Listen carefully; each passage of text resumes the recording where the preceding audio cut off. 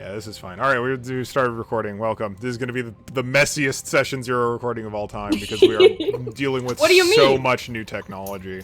What do you mean?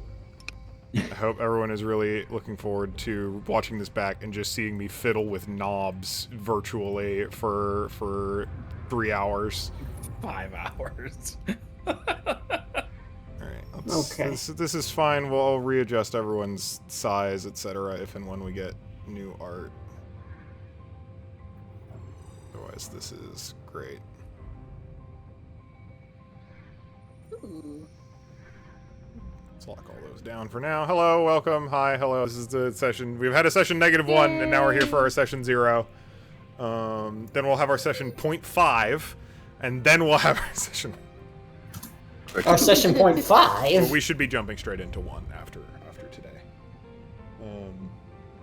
I'm very looking forward to playing. I'm very looking forward to playing with Lancer with you all. Gut checks off the bat for this session 0. This is going to be probably the most technically complex session 0 we have had so far because we're working with a new virtual tabletop. We're working with a completely new system. We're working with a completely new external tool that is hooked into our virtual tabletop. I'm taking notes with Obsidian for the first time in a very, very long time. We've got some ground to cover character-wise, otherwise also. I'm going to be tweaking the OBS setup throughout the duration. So this is going to be fun. It's going to be a good time. I don't know if everyone got a chance to listen to our opening speech. For the convocation speech given to you by the administrator. Got an extra little Lancer fiction. I could play it here, but I simply will not. That's just for us. No one else gets to listen to that. No, They haven't been enrolled, so that's true. They haven't been accepted. That's true. Come on, we have to. Oh well, you have to play it at some point. We need to role play all of our individual pilots' reactions to the convocation. Ooh, that's fun. Yeah, that's true. Wait, no, I didn't download voice mod, please. No. I do also have voice mod installed, and I'm going to need download to for free. Shit. Wait, shit. Okay, hold on. What do you mean I have to sign in with Discord? Fuck. Very funny. Lol, Lamau. I'm also balancing more applications than ever running this system, Real? so that'll be fun. Okay, wait, hold on. I have to get a new image for Discord Reactive. At your leisure. Hold on, I have a perfect one. Alright, cool. This is going to end up being our landing page in Foundry for the duration. This is where we're going to be starting each session. May or may not take advantage to all of these various little chunks and sections and whatnot. But a summary of some of the shit we're going to cover today. We're going to go over our general vibe check on the World of Lancer, kind of the premise of this campaign, and what we are planning on doing going forward. We're going to reintroduce everyone's characters to each other. I've had individual conversations with everyone, kind of talking about how those character concepts have developed since last we spoke about them in general. Oh my god. Incredible, immaculate, you can do no wrong. Boy, I have immediately lost my train of thought. Amazing. That's so funny. I personally love that it has like the tile background. It's not even truly. It's not even a transparent. It's not transparent. Truly incredible. Oh, that's actual tears in my eyes. that's really funny. God damn. All right. Well. As punishment, you are going first when we reintroduce our characters. Part of that is we were always going to go in linear order anyway. Oh, I'm actually crying. Holy shit. Amazing. Then we're going to go over a bunch of CompCon shit if you have not done that yet already. So how to build your pilots, how to get all of that sorted, how to build mechs in CompCon also. This is a game where you're going to be able to, like, fuck around. Oh, my god, excuse me. You're going to be able to fuck around with your mechs as much or as little as you want, depending on how the character kind of sorry, I got speech jammed again by notifications. I got to turn some shit off. Depending on how much you and or your pilot want to fuck around with.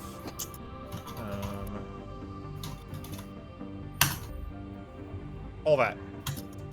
So, after that, we're going to get into importing those pilots and mechs from CompCon into Foundry. We're going to go over the Foundry interface for how you mess around with those. There's a ton of built-in automation and shit, especially when it comes to the mech combat for Lancer in Foundry. There's lots of things that are really impressive, given how they are integrated into the system. We're talking like automatic damage, automatic checks to see whether you hit or not, a bunch of automation on certain different kinds of status effects and how you can manage it. But also the interface is a little alien, not the easiest to figure out right off the bat. So we got all of that, and we're also going to go over themes. So how the campaign is kind of laid out before us. I've done an amount of prep, but still want to make sure we're kind of on target when it comes to what this campaign is kind of going to be about in regards to our collective pilots and the kind of velocity we are hoping to have going forward. We'll probably go over that after going through the characters and before diving into all the technical bullshit.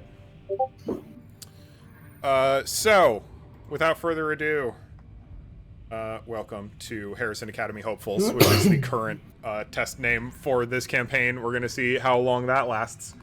And let's get everyone reacquainted with all of the other player characters, starting with Sigurd as crimes, as punishment for your crimes, your Roomba-related What do you crimes. mean?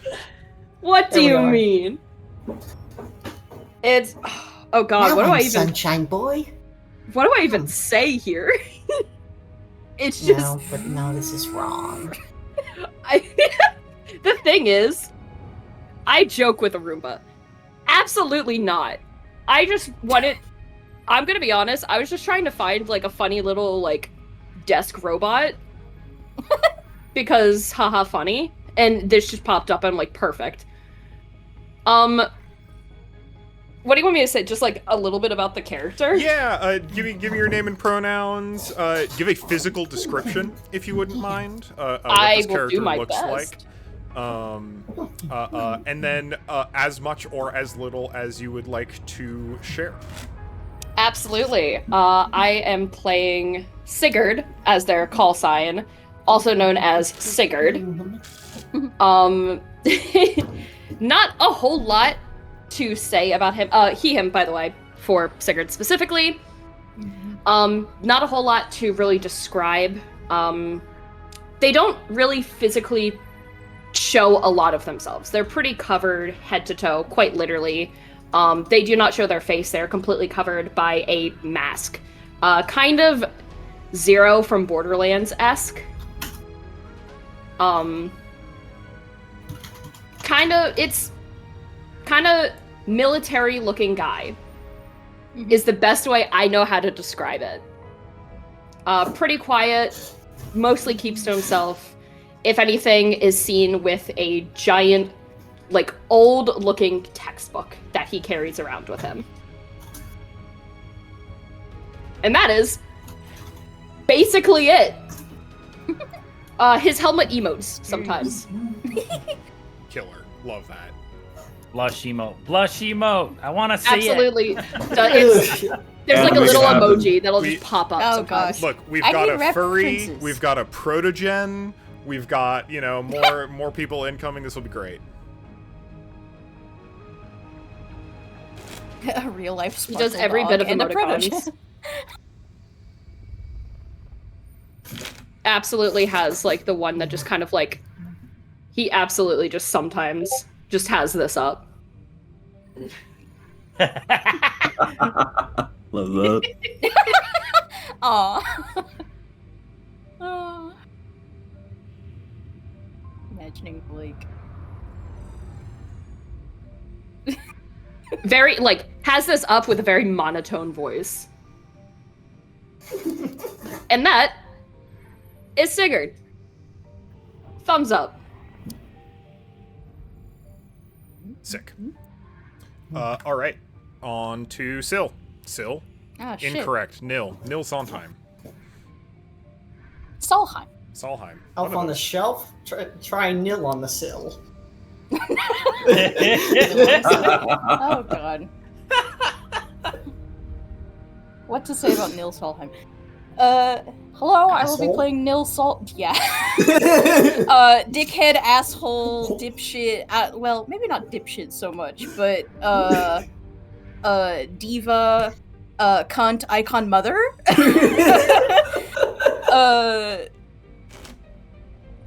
Is going through it right now.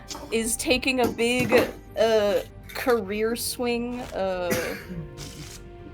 Was recently a high level like marksmanship celebrity athlete. Something has happened and they no longer want to be a part of that world, and got recruited by Harrison to be sort of a, I guess we could say, PR message role model. Kind of generate interest and influx for the academy and give Nil an opportunity to switch careers. Pronouns, technically any. It's probably just easier to default to they, them. But not exclusive. But not exclusive. They don't care. They don't care very much.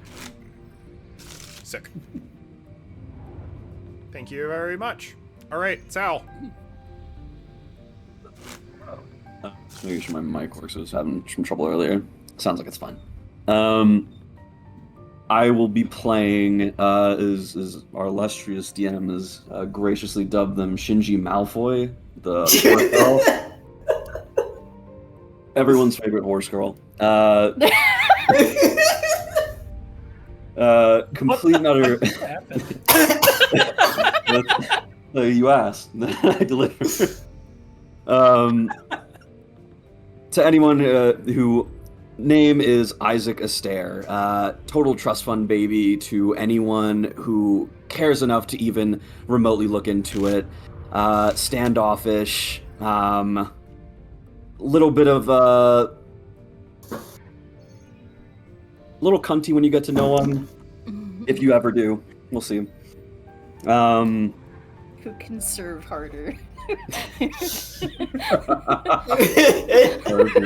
campaign. I can already tell. Vogue. We have to have a runway off, or whatever those things God. are. And I make it happen. Doing ballroom. Oh gosh.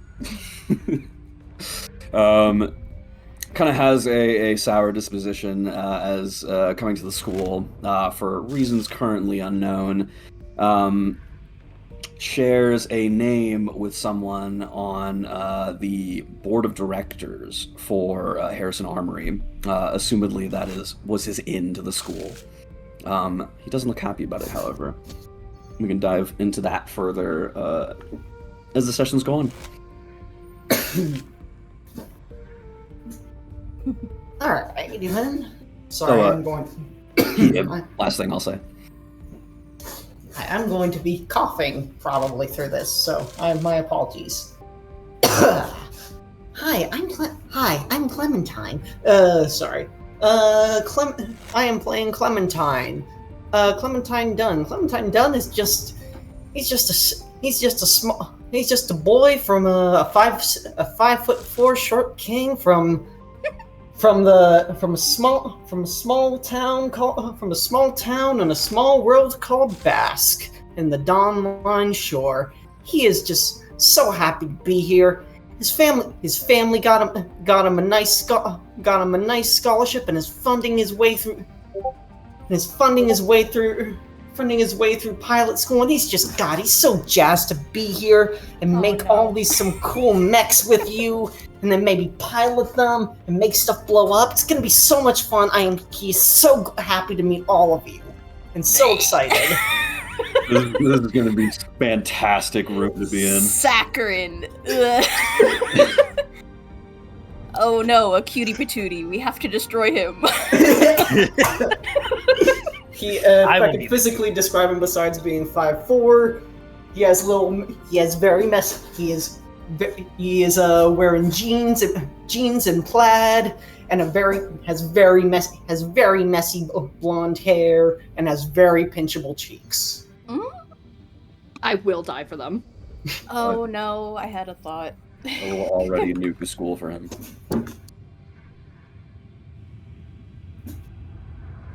Does that mean it's me? Yeah, Oh yeah. Oh. that's you. Okay. So I'm playing Michael Cornell, who goes by Milo, for a very cute reason that we can find out later. Was a mechanic with his uncle at an ISPN station, essentially, and is just very lucky to even be at the academy at all, I think.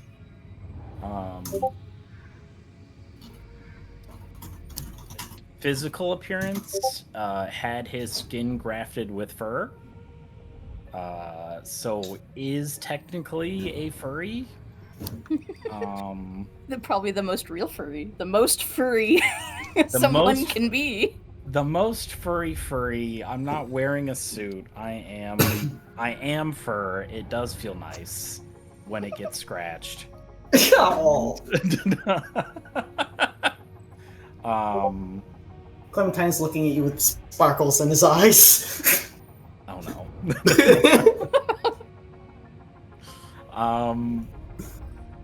And what else was I gonna say? There was another thought. Yeah, also happy to be here, but maybe not as kind of starry-eyed, whoa, I've never been in a place like this kind of way. Very much from probably someone who is from deepest in the diaspora of this group. Very much a cosmopolitan, because you spent most of your time on the ISPN space station, right? Correct. Really has not really been in space, if that makes sense. Yes, I'm on the space station, but I don't think he's traveled through space to anywhere aside from to get to that space station when he was young. Yeah. So does he remember it? Who knows? Probably not. Sorry, y'all. I need to open a separate application quickly to get a reference image. Sorry, so in case you see that. Yeah. So, the five of you have been admitted in various ways to Harrison Academy. Of full title, Harrison Academy, the Harrison Academy of Frame Technology. Frame being the generic term for mech, generally. And have been, by the administrator, all sorted into the same house. Houses being coteries of 5 students who are basically shoved together to work together or not work together over the course of your first few periods of time here. It's semesters is the word I was looking for, at the academy. Most houses, if they do not dissolve and become sorted into other houses, usually stick together all the way through graduation, just because working together with the same people when it comes to a lot of mech piloting, a lot of frame operations, a lot easier when you already have a team you know and trust. And also, you are not allowed to dissolve your house until you pass the first level exam to graduate from your second semester, because part of the major skill set of this entire school is getting you to work with people that you may or may not actually like. You do not get to pick your team when you're out in the field. So The 5 of you have been shoved together as part of the as yet unnamed house. Relevantly, We're there doomed. is a designated house leader. This can change by popular vote. But for at least the first semester until that is available to be up for grabs, currently, Isaac Astaire is the house leader and will be for the duration of the first semester. All right, popular vote. Kick him off the island. Currently, so you'll have an opportunity to revote on house leader at the end of the first semester. This is the situation you find yourselves in at the beginning of the session. So, the intent here being, you're here at the Harrison Academy of Frame Technology to pursue one of many studies. Kind of as said in the convocation speech, there are many paths through your time at Harrison Academy, but only you can choose them. So, it kind of gets into what we're talking about when it comes to thematically for this story. Our coterie is all young. Our house, all the members of our house are fresh pilots, asterisk, to various degrees of fresh. Some people are experts in Sims. Some people are skilled at adjacent craft. Some people may have some latent abilities that they may not have fully come to grasp with. Some people have been the workforce for quite a while already at this point when it comes to repairing and managing frames. Some of us may just be enthusiasts. So there are many options for the future here at Harrison Academy in general. Thematically, we're talking about considering kind of the framing of how I think it would be useful for us to structure telling the story together. All of these characters, as disparate as they are, have all been afforded, whether voluntarily or otherwise, a very large opportunity. You will not have resources and time and freedom like you do at the Academy, maybe anywhere else in the galaxy. Some of those opportunities are limited in scope relatively. But this is a time where all of these characters as individuals have an enormous chance to choose for themselves where they want to go, who they want to be, and determine the trajectory for their future. That said, everyone here is an adult, so we're kind of looking at a quarter life coming of age structure a little bit, with a few kind of asterisks and thematic addendums added on to that. One of the big ones being Harrison Academy is not a neutral location. They brought a lot of them, they brought several of you here for specific reasons. There are a lot of expectations surrounding what you are expected to become. And if you, as characters, don't choose to make those decisions for yourself, there are many people around you who are salivating at the chance to make those decisions for you. I think each of you have a variety of characters in your periphery that we will hopefully be getting into in the subsequent sessions. And I am curious to see how each of these characters leans into the their support networks, creates new ones, maybe manages or otherwise kind of reconsiders the relationships you've already had or the relationships you need moving forward. And what it means to be a group as a whole in this space.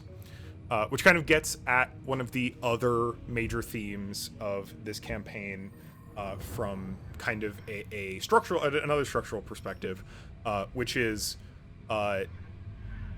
with the resources you have and with the skills that you all have individually as characters, you can do anything you want with enough time and effort and energy, but you will rarely be able to do it alone. While you are all very competent in your own rights, in your own categories of being, there is absolutely precedent for teamwork here. If you ever need something done, please tap into the people around you, the other characters, the other players, potentially NPCs, or don't, and see how that turns out for your characters. I think this is something that it will make a lot of sense to explore in fiction with your individuals in general, as much as it will be to kind of establish structurally who you go to when things get tough, or you get into trouble, or you're about to get out of trouble, is interesting and going to be curious for kind of the ongoing arc of these campaigns. All that said, this is also one of the first campaigns we have participated in that does not have abject capital M bloodless monsters in it. This is a world where you are being trained in an art of warfare. You are being trained to use weapons, fundamentally. And there's going to be a lot of people in this campaign who have a lot of very interesting perspectives about those weapons. You are at an academy for studying this technology in particular, and certainly there are people who believe that they can be used for good, or be used in just manners. You may believe some of those things yourselves. You may not believe some of those things yourselves. But if and when it comes time to do battle with other pilots, there are not going to be a lot of the violence will be more real than it has been in some previous campaigns. One of the big advantages of mechs in general is that they protect their pilots. There is a general notion of the pilot's code at Harrison Academy, summarized: spill oil, not blood.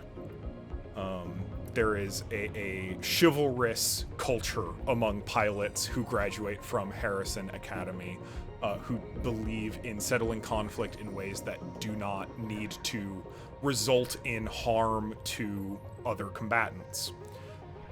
This is not a universally held belief.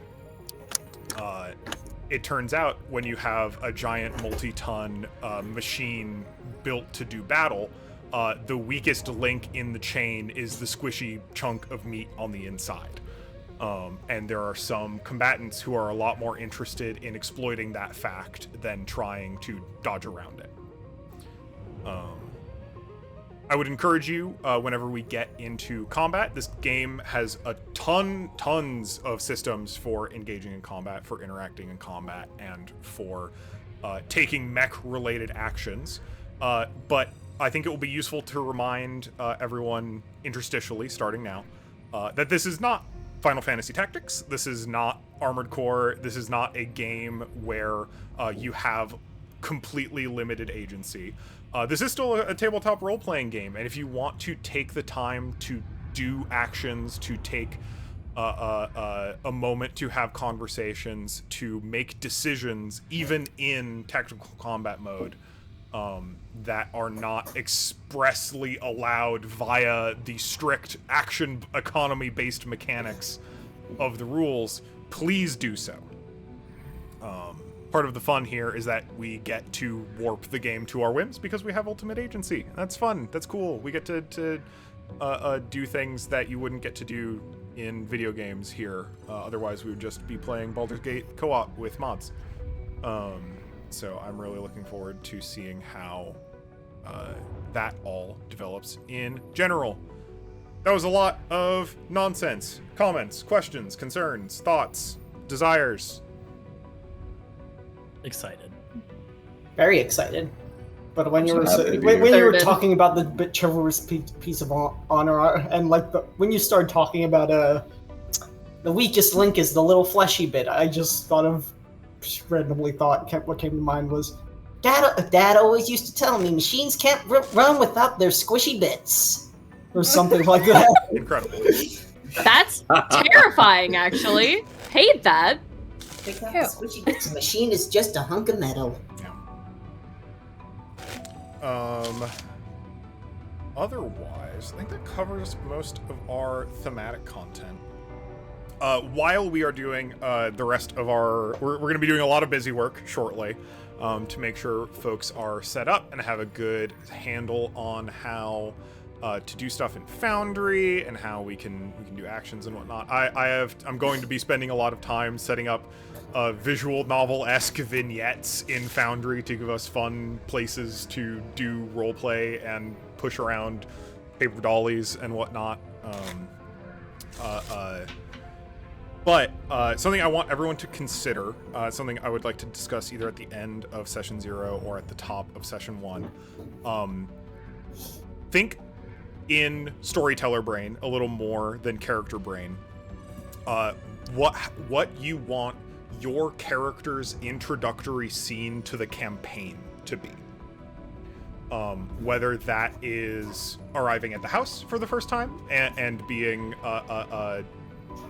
kind of shoved in with all the other pilots of the house, whether that's potentially like stepping foot on campus for the first time, whether that's leaving wherever you came from to arrive in Harrison Academy, whether that's maybe multiple days into being here at the Academy already as a show of your character into this campaign.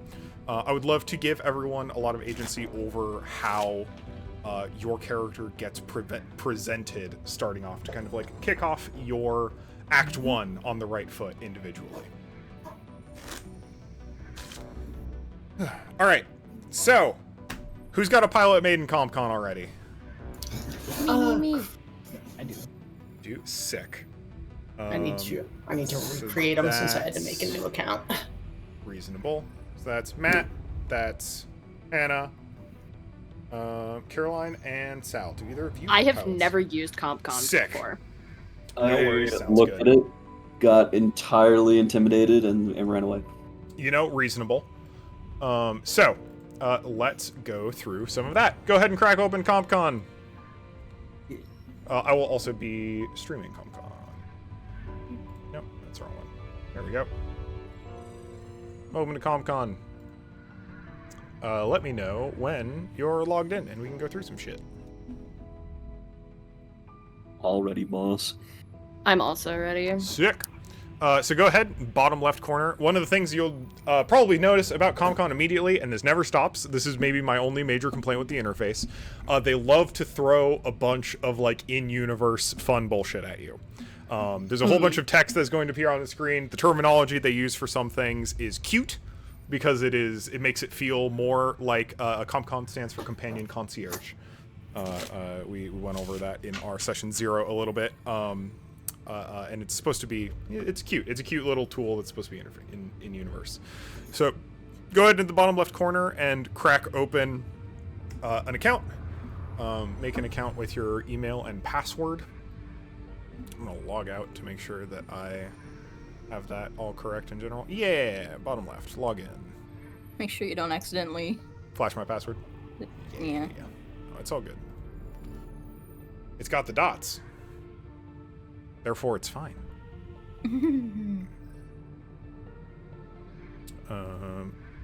Then let me know once you've done that. I'm in, boss. Sick. Cracks knuckles. I'm in. Hell yeah. Also, shout out to Shinji Malfoy, Battle Mech Horse Girl. Is my favorite It's summary so of good. my character ever, and it's really funny how accurate it is. Specifically, is I love it so much. For days, you have no idea.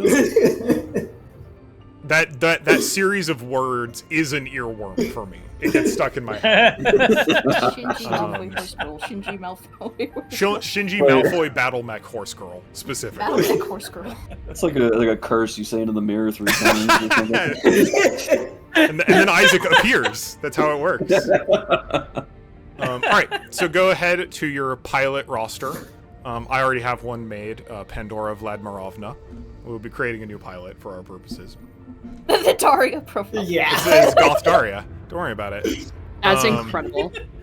Go ahead and make a new pilot The only things you really need to worry about on the new pilot registration screen are your name and your call sign.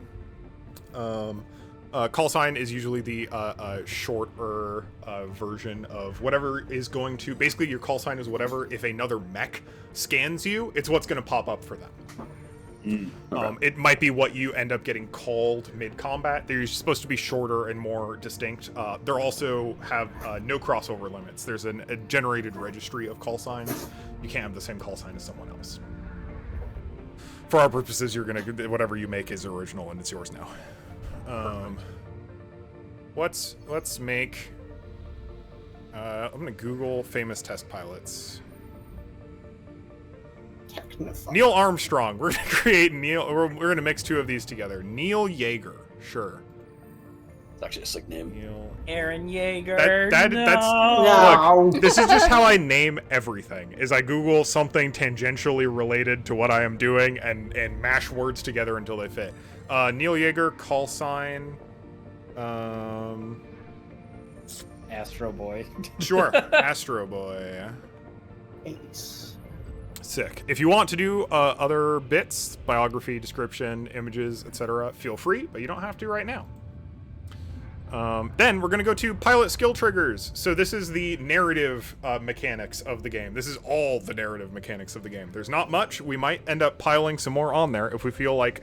If we are spending 80% of the game not doing mech combat and are really running into the problem where the system is like simply does not give a shit about the time you spend not doing mech combat, might start hacking into it. But for now, the play rules is written.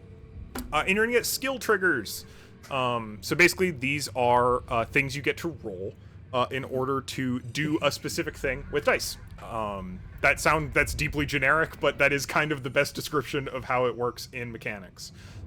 So normally, if something creates a dramatically interesting situation that will need a die roll associated with it, we'll be rolling a d20, and if you get a 10 or better, you succeed, and if you get a 9 or worse, you fail. And these skill triggers mean that if you are doing something related to those triggers, you'll get +2 associated with that skill trigger. They've got a lot of really good examples here that I think are like the correct amount of non-specific. You can't get more vague than the existing skill triggers, but you can get more specific than the skill triggers if you want to. So stuff like apply fists to faces, survive, take control, act seen or unheard, hack or fix, investigate, invent or create, read a situation, get a hold of something, pull rank, and you can write your own if you want to do something particularly specific. So if you're looking at these and you think, I have something that I think my character is good at or could do that doesn't seem to be properly represented on these sheets, we can talk about it and figure out what we want to do. Let's think about Shinji Malfoy Battle My Chorus Girl real quick. So, Okay. looking through these, this list in general, pull rank is a pretty good one. I think to start with. It seems like very reasonable. It seems a very like a real elitist thing to do. We've got stay cool, potentially show off, blow something up. We love blow something up potentially. Take control is a little bully coded. That's kind of neat. Threaten, also a little bully coded. That's pretty neat. Patch, maybe Shinji Malfoy Battle My Chorus Girl has learned a little bit of medical knowledge over the course. Or if we want to do something even more specific, like sneer insultingly, would be a pretty fun skill trigger. We got many options. Yeah, I think I got my 4. You got your 4? What are you into? Get a hold of something. Nice. Pull rank, show off, and take control. Nice. All right, sick. seems like a solid quad to start out with for tier.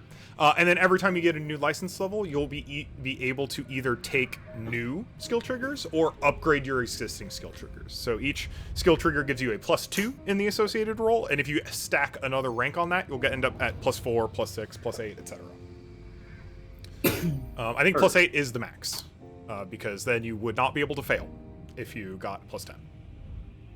All right, Sigurd, what you got? I'm still going through. Mm-hmm. The first one that I have is apply Fist to Faces. Nice. The other one is Stay Cool, Cool. which I think is very fitting. Yeah.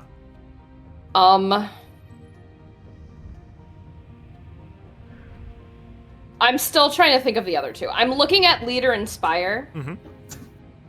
I feel like that might be nice to have.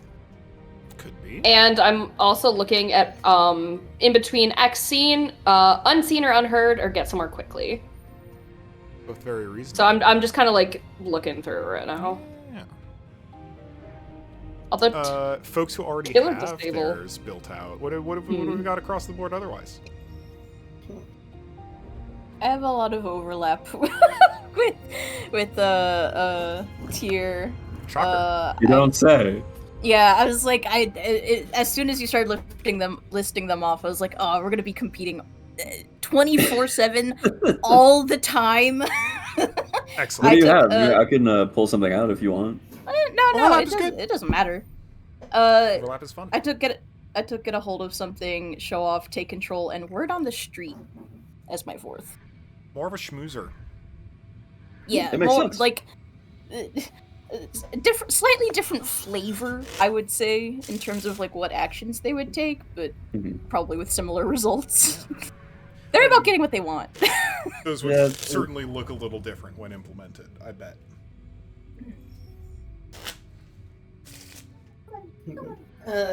I might have some overlap with Milo as well. I'm guessing I'm going to have overlap with Milo.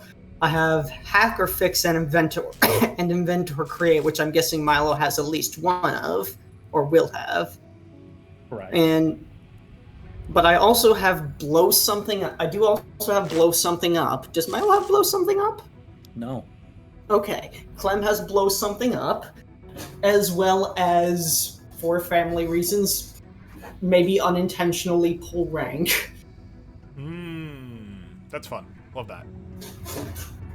So, Milo does have Hacker Fix, but Milo is not an inventor.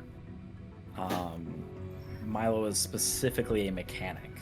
So I am here to make sure shit works right. And sometimes to make sure that shit works right, you have to be able to spot things that are hard to find. Love that. Love that. So I've got Spot, I've got Get Somewhere Quickly, and I've got Act Unseen or Unheard. Nice. Because I I like that. think, considering his furry nature, he doesn't need necessarily to wear boots. Sure. Pops. Kind of. Little paw pads. So, yeah, that all to me makes the most sense. Yeah. Into it. I did have Stay Cool, and then I was like, you know what? I think that would make sense if he were more like combat oriented, but he's not. He's been in a controlled environment his whole life. You know what I mean? You're in a mech shop. Like, not much is really gonna go that wrong. All right. Neil All right, I have Yeager. my In that four. case, Oh, you got your 4? Awesome. I got my 4. Or your 4? Apply Fist to Faces, Sick. Investigate, Stay Cool, Mhm. and Survive. Into it. Into it. Brutal. All right. What kind of person is Neil Yeager? Let's say leader Inspire, famous astronaut, for sure, for sure. Let's say Survive, space is cold and hard. Let's say Show Off. They're a boatloader and a boatloader, showboater. That's what I was looking for. And read a Charm? situation. Ooh, that's good. All right. We got talents. There are a bunch of talents. Talents are pretty close to the keystone of your build, usually. They are sometimes as important or more important than your mech bits and what you choose.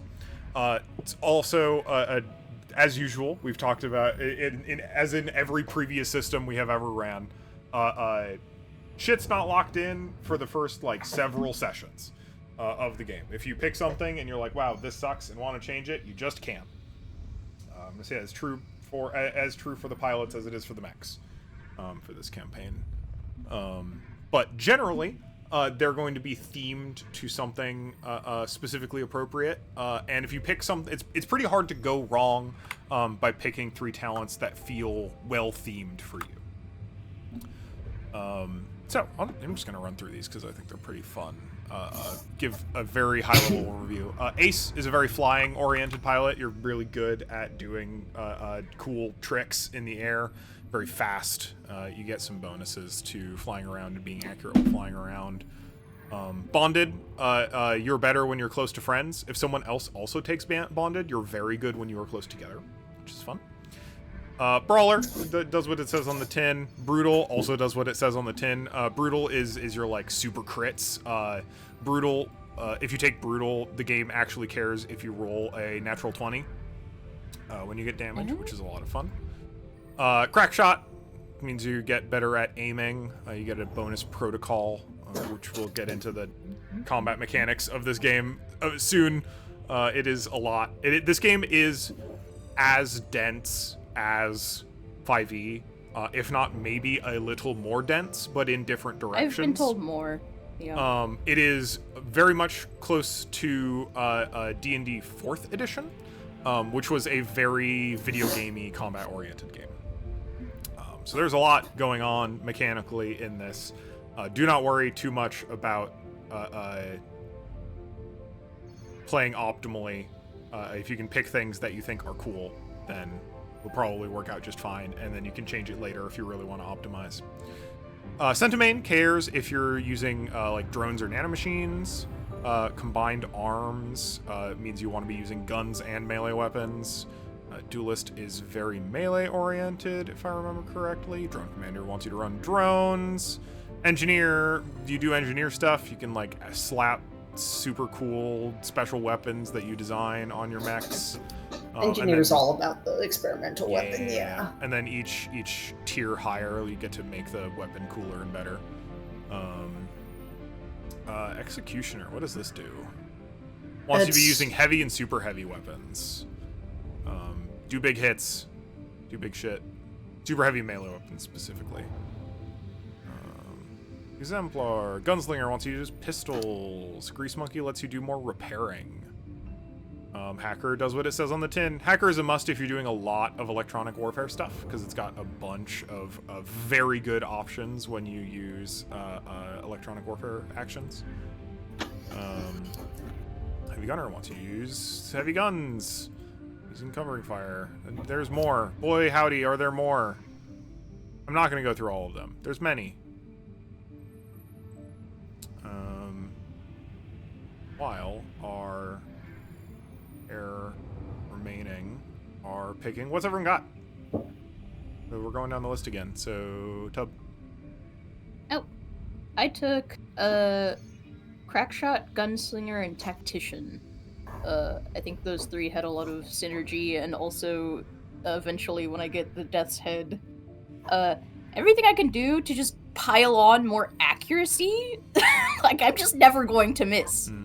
I refuse. I'm just always going to hit. I will note that auxiliary Gunslinger wants you to be using auxiliary ranged weapons specifically, which are the teeny little ones, and then don't usually have a lot of range. Yeah, I think so. Let me look at. Still reasonable. There are good reasons to use it, but it doesn't necessarily. Yeah, and I don't work think on the I'll. big guns. Well, and I don't think I'll have access to the big guns for a while. You still have access to the Cyclone Cannon, at least at first, at tier 0. I don't even know what that is. Super heavy rifle, I believe. Very long range. Yeah, I think it's something like that. Do you know which LCP that's associated with? Is that from a side book? It's bit. I think it's just base. So let me. It's one of the few super heavies. If that's true, I don't ever remember seeing that in. I've already made the level 1 Death's Head basic, or no, level 2 is when you can Let me get let that me frame. let me just slap something together real quick, and I'll look at it again. Sorry. Because on my, I already have the Everest. I was going to make. I can only get an assault rifle and an anti-material rifle. You may not have the mounts for a super heavy weapon at level 0. No, yep. What you do? It's the Cyclone Pulse Rifle. Go to the heavy mount. Look at the Cyclone Pulse Rifle. if you can. Heavy mount. Do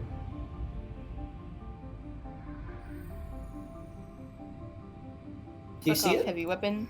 I'm trying.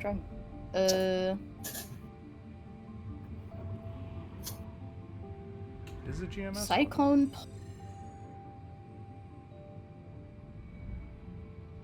It's a lot of damage. 15 It does have loading, so you can only range. fire once every other turn. And the anti-material rifle does have longer range, but also. Yeah, that's kind of the Although it is, niche. although it Also is loading. also loading.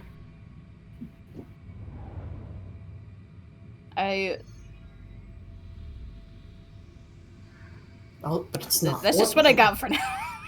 It is not ordnance, though. I will probably be making changes as we go, but that's what Yeah. I got for now. I haven't downloaded all the extra content yet, so I think there's one that I wanted that I don't have on my list quite yet. Reasonable. I do have, I should have all of those linked in Lance Resources. Need to grab. I feel like I was looking at what's. Maybe not. Yeah. The Massive Press itch.io. Yes. I have those. I can also, let me see if I can just zip this zip over. Assets, LCP file. Let me compress that.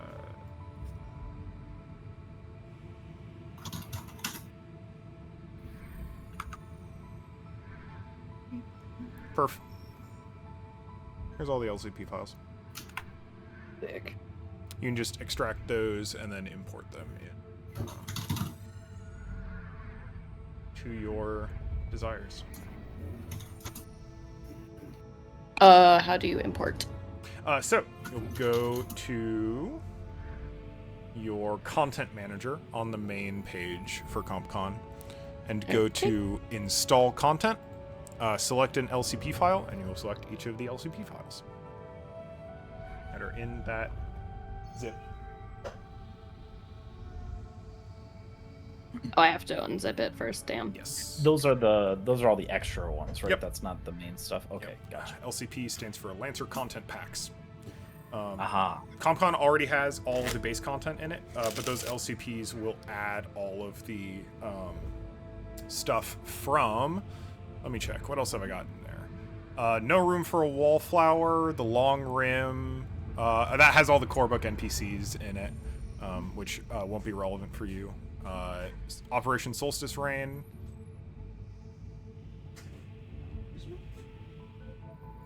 Are we destroying something? No, I think he's coughing.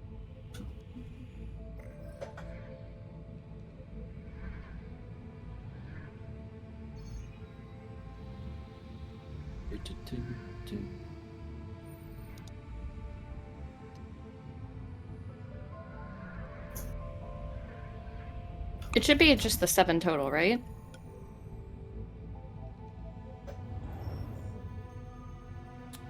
One, two, I'm assuming. 3, 4, 5, 6.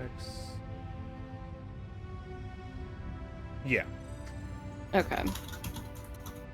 shouldn't need any. I more. apparently had them all downloaded, except one, Convenient. for whatever reason. Love that.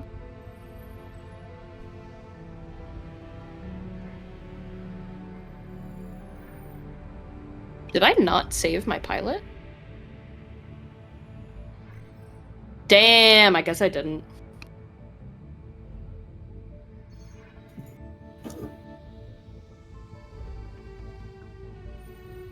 Alright.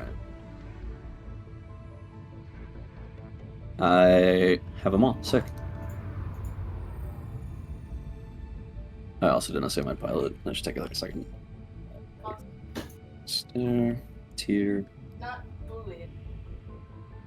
background.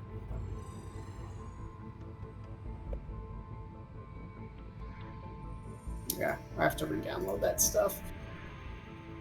Fuck. So I had everything locally, and now I need to just freaking blah.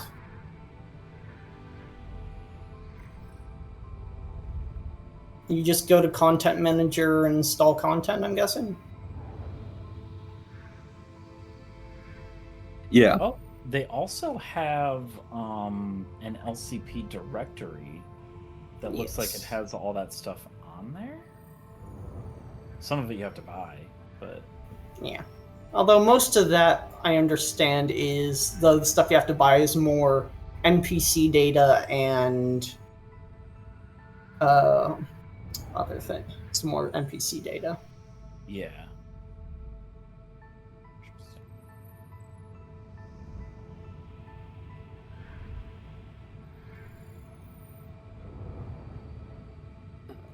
Those are all good.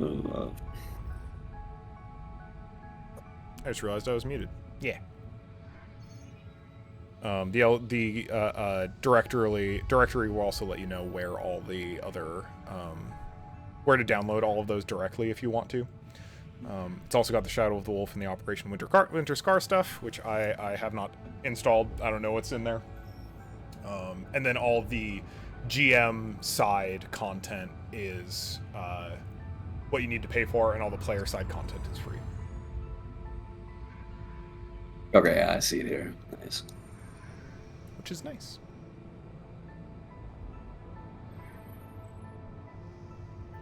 All right. Well, thanks for that. Yeah. Cannot read properties of undefined reading theme. I don't know what that means. I don't know either. Fuck. Is that when you were trying to import an LCP? Yes, Did you unzip the file? I did. And then you selected the LCP files individually? Yes. Weird.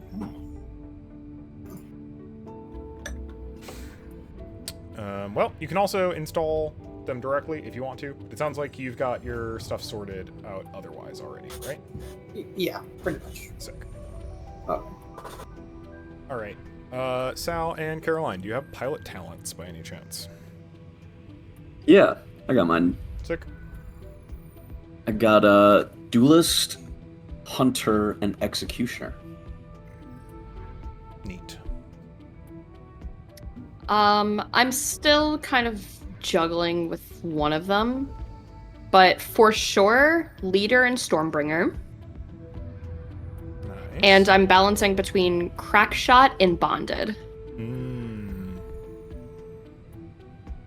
I feel like Bonded is something that you should, since you get more talents, I feel like Bonded is something that you should get, Early on.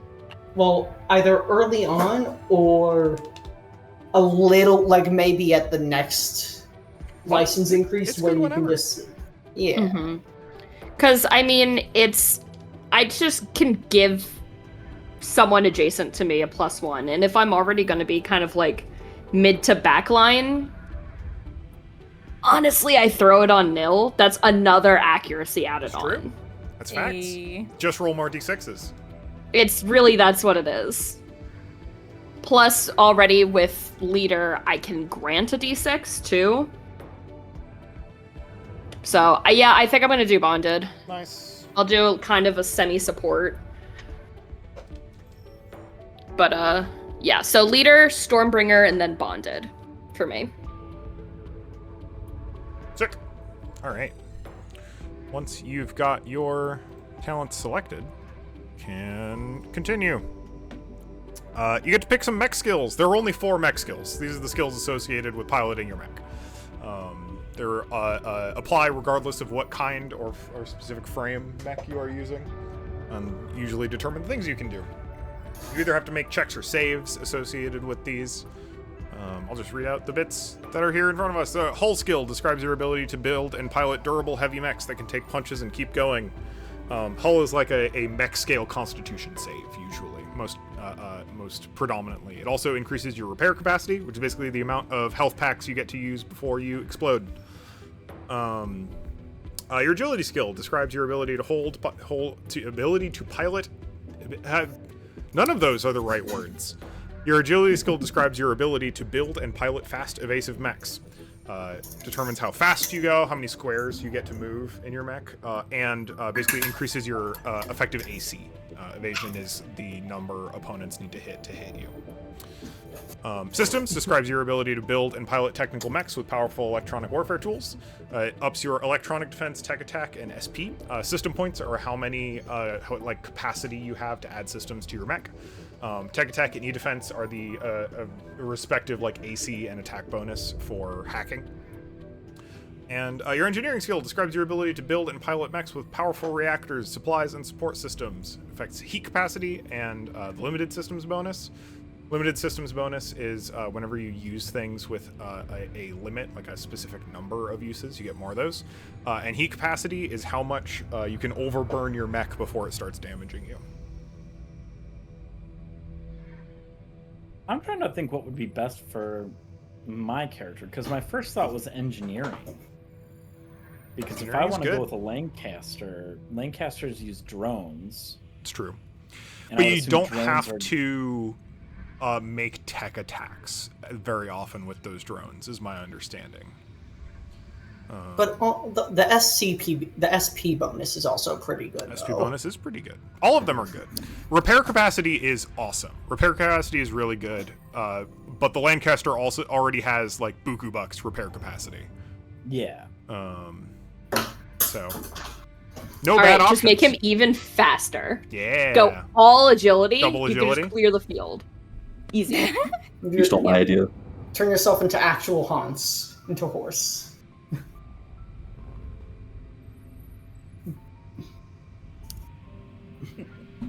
All right, everyone got their mech skills?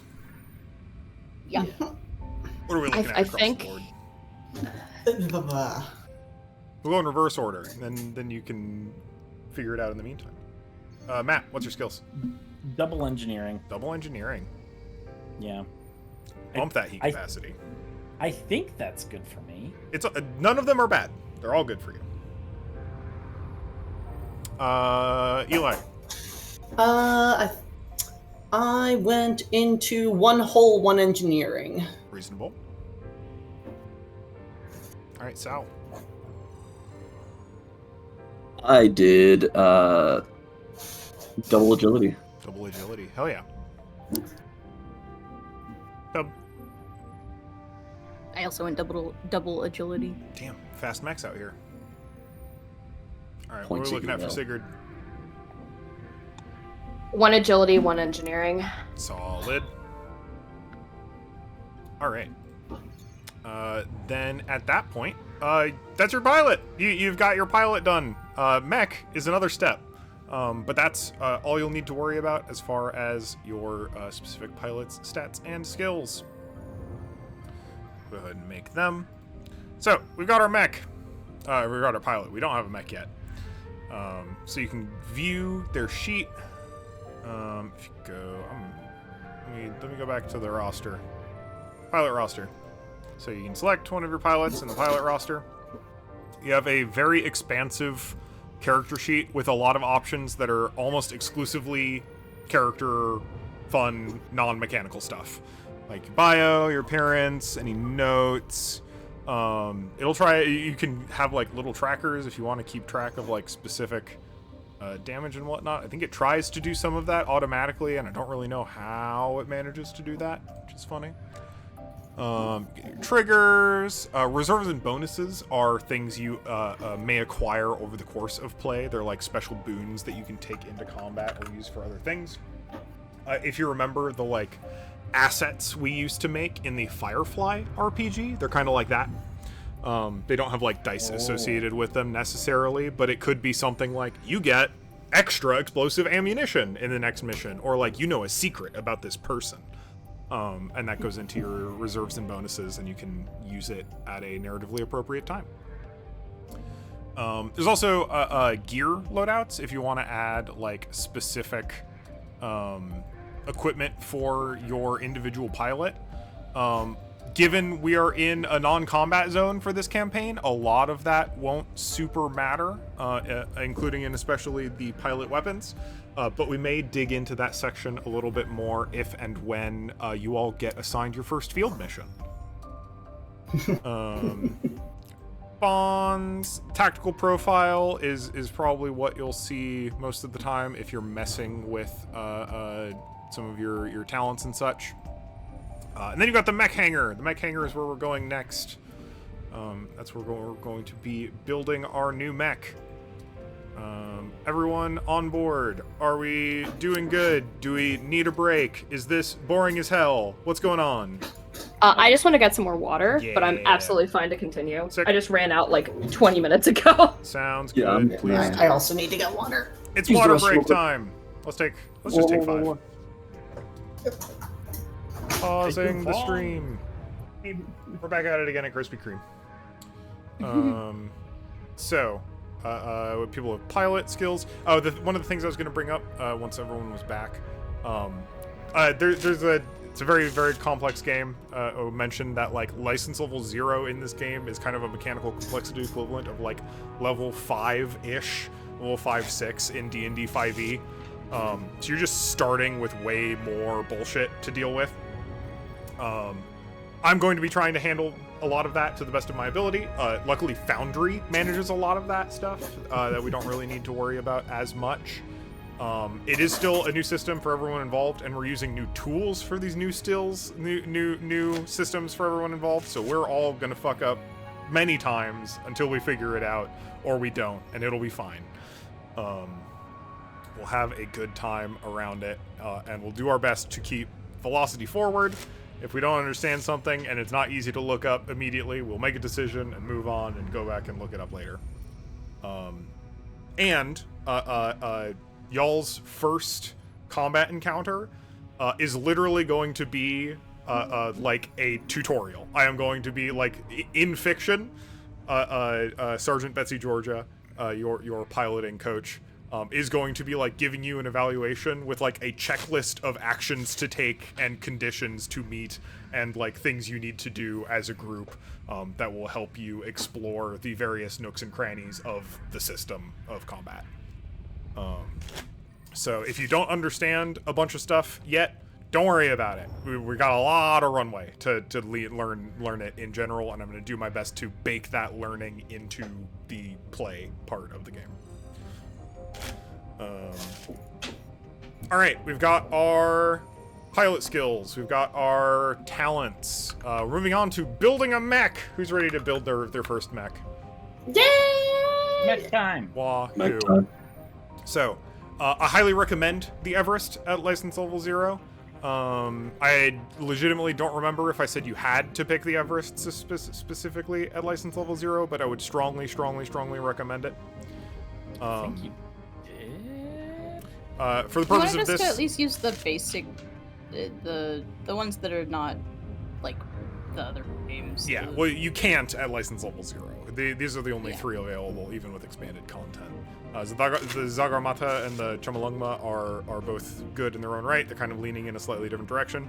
I think for simplicity's sake, let's just let everyone build with the Everest, since that seems reasonable. This one is going to be named Apollo, since we're building out a theme. So we've designed a mech. I called mine Gonzo. Nice. That's very good. That's a very good name for a mech. What is the name?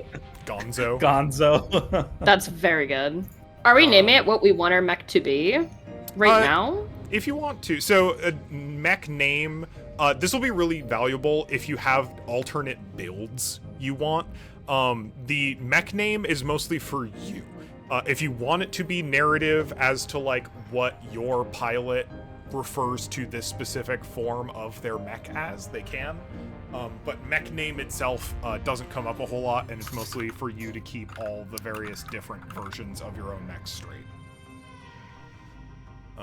more like a file safe name than a narrative relevant title. So you got a lot of options once you've got your mech. All mechs have a lot of stats. We're actually going to go over mech stats, except where absolutely necessary, in Foundry, because it has a character sheet that looks different and is going to be the one that we're actually interfacing with most of the time. So we're going to do all of that back in Foundry. You've got a boatload of stats and mech attributes and whatnot. The thing we're really going to be looking at is our mounts and systems. The Everest has a main mount, a heavy mount, and a flex mount. A main mount means that it can be given a main or auxiliary weapon. A flex mount means it can be given a main or heavy or auxiliary weapon, ? I don't quite remember. Let's find out. It'll give you a list of what's available to you. It looks like main or auxiliary with flex mount. Main is main, flex is main or auxiliary. You can also put auxiliary in main mounts. Why is it called flex mount then? I'll look into that later because I don't remember. You pick from the list. You get to pick a weapon on the list. And then heavy is heavy or smaller. And you'll get to pick weapons on that list. And then from systems, you have probably more system points than you need. That's not the correct way to phrase the thought that I had. You'll have a decent chunk of system points. I don't think a lot of people took tech, so you'll probably have 6.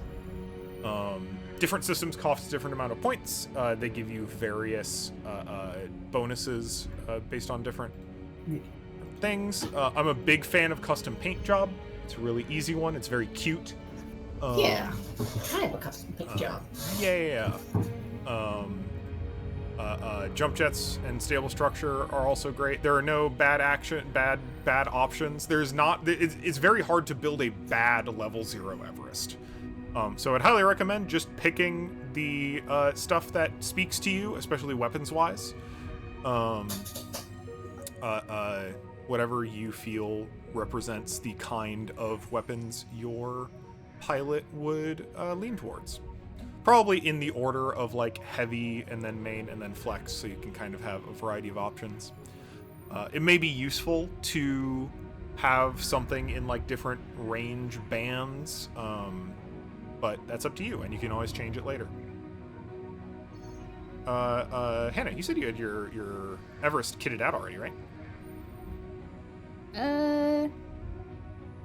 Yes, I think I did accidentally just make a change that changed something. But yes, I'm curious in hearing what you got going on. Jeez. I mean, like you said, it's pretty straightforward. You pick from the list. They're taking an assault rifle as their sort of main auxiliary. And then I had picked out I think the tactical knife as their flex mount. That's... Something about that just changed, and I don't know why it changed. I mean, you can... if you have it in your flex mount, I think you can take 2 auxiliaries, correct? Looks like. Yeah. Then 2 maybe that's not tactical what knives. I had before. What did I have? Actually, I have a question regarding that. Yeah, let's go. If I do have 2 tactical knives, or like 2 of the segment knives, if I had wanted to kind of wield 2 in both hands, how does that work? So, the way weapons and weapon selection works when you do combat is you have 2 different options. So, mechs on their turn, we'll get into the mechanics of it just a little bit. Mechs get either 1 full action or 2 quick actions. A full action assault, full action skirmish, lets you use all weapons in 1 mount slot. And a quick action skirmish lets you use 1 weapon in 1 mount slot. So for example, in the flex mount, if you have a main melee and an auxiliary melee, you can use both of them. Or am I wrong? That might be completely incorrect. Hold on. You can...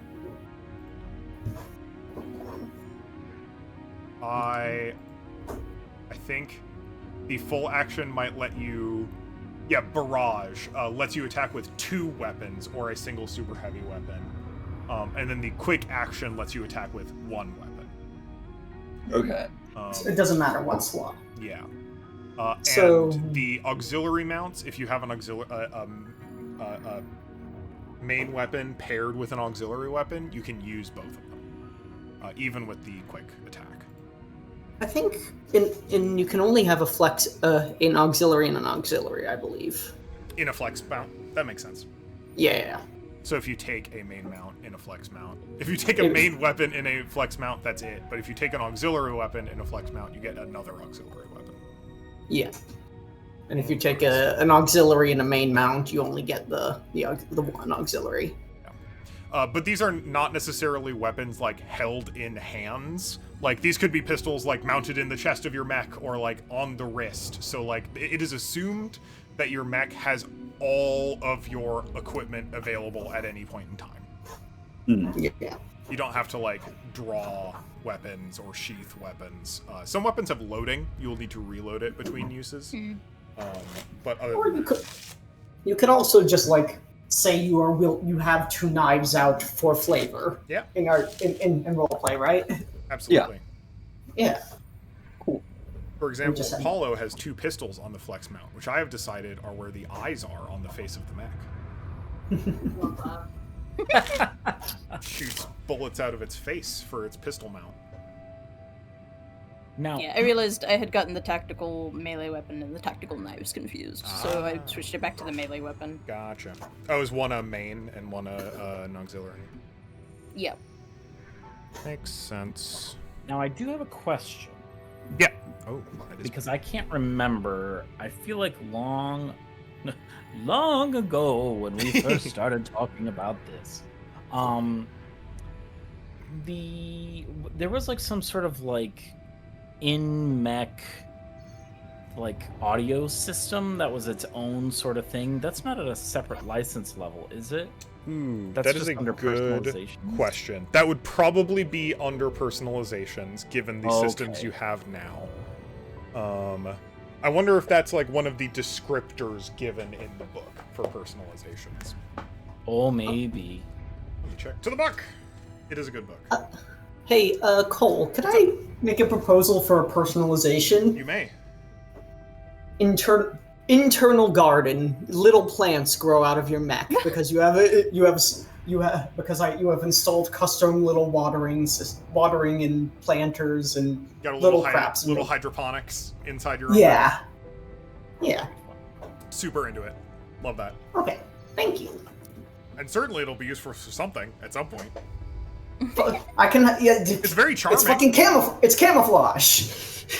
You know, we'll see if that holds water when we get there. Yeah. Also, I just kind of want it because I want it for flavor as well. It is awesome. I do love that.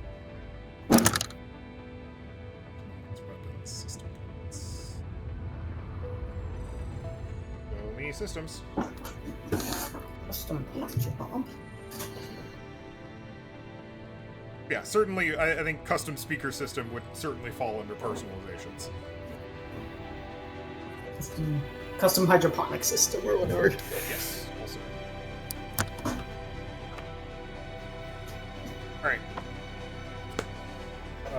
Then yeah, Nil's all set up. Then Nils, what did you name this iteration of your Everest by chance? Oh, you know I did. I told you. It's Oh, this is Trapdoor. Oh, right, Trapdoor. Not quite Latrodectus. Not Latrodectus. Latrodectus will be the evolved form once we get to that point. Excellent. I'm so This is glad. Trapdoor. I'm thinking of evolution names. Perfect. Your Pokemon Love that. evolutions of mech, certainly. Tempest Charged Blade. What the fuck is that? It's I like chose that. kind of like a laser sword or something. I think it's an energy weapon. I think, right? It's fucking sick. That's Sure what it is. It's an energy melee. This is just a beam sword, right? It's basically a beam sword. Essentially, I guess it's open to interpretation. It has knockback. It has Okay, knockback. so probably not a beam sword. Okay, I guess beam sword would probably fall under tactical melee weapon, even though Just it does an kinetic. electrical, like, it says blade, which makes me think that it is just a a metal blade that is then, charged with Yeah, electricity. that makes sense to Or me. just has superheated plasma. Has a little superheated plasma or something. I don't know. Like a vibra knife of some kind. That makes sense. Apollo's an ace pilot, so we're certainly giving them. They let them boost for sure.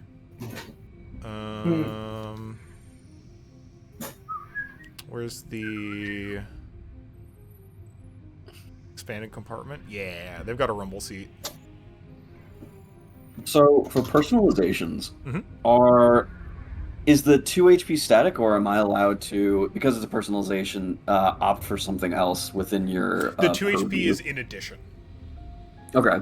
So it Okay. gives you a thing that might give you accuracy on a certain kind of check, and you get 2 HP. Okay. Cool. So, for example, if I wanted my mech to be like quadrupedal for whatever reason, would I be able to say I have additional evasion because of that? No. So it'll give you it'll give you 2 HP and potential accuracy on an associated check. It won't just Right. flat boost any of your stats. Okay. Plus accuracy on the check. So that would probably, if you're saying we're quadrupedal, I don't think there are other systems that mimic similar effects. So like that could probably give you like a stabilizing accuracy on like maybe hull checks against explosive weapons. Okay. It might be able to give you some. Hull checks against grapples, maybe. Yeah, that would make sense. Anything do where that. like stability really matters, I could see accuracy coming into play. Yeah. If you're okay with that, then the hull checks against grapples, or to grapple something. I don't know if they're one Situationally, and the same. you'd be making an attack to grapple someone, so you wouldn't get accuracy, but you'd be making hull checks to resist stuff like grapples and getting shoved around. Okay. Cool.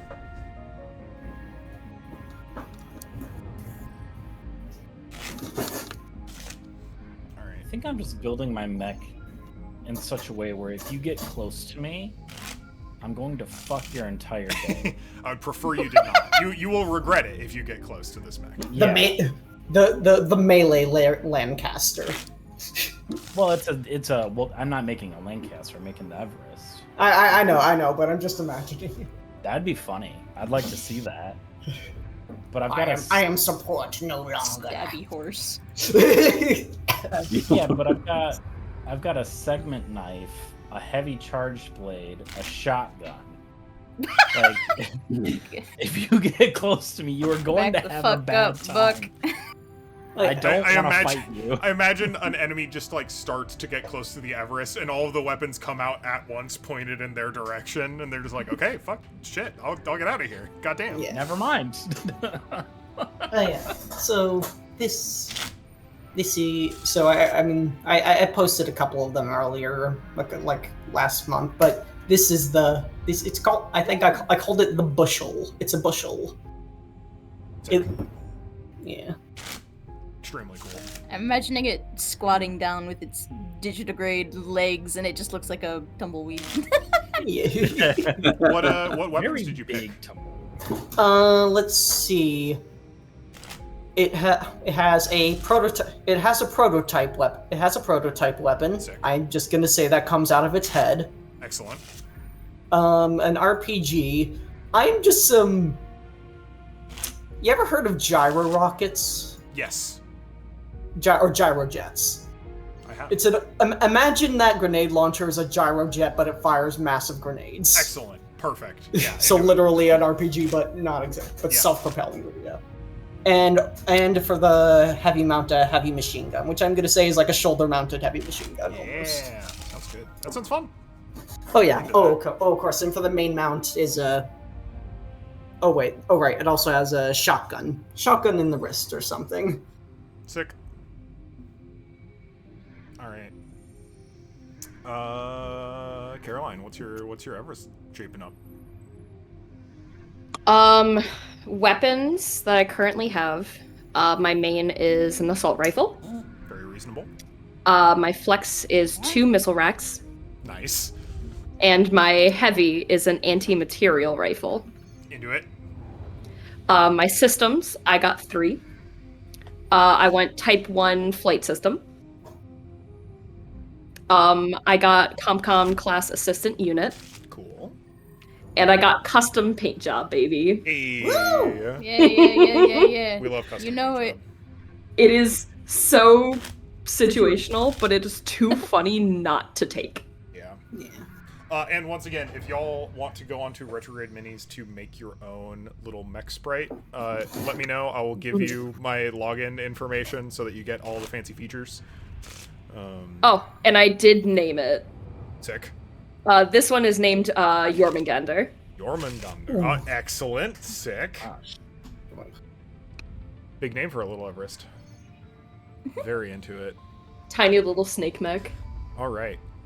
That means everyone's got mechs. Sick. So, everyone go back to the pilot roster. Now we're making your backup character. Well, You're so right. Luckily, you're too expensive to die, and we'll get into that when it matters.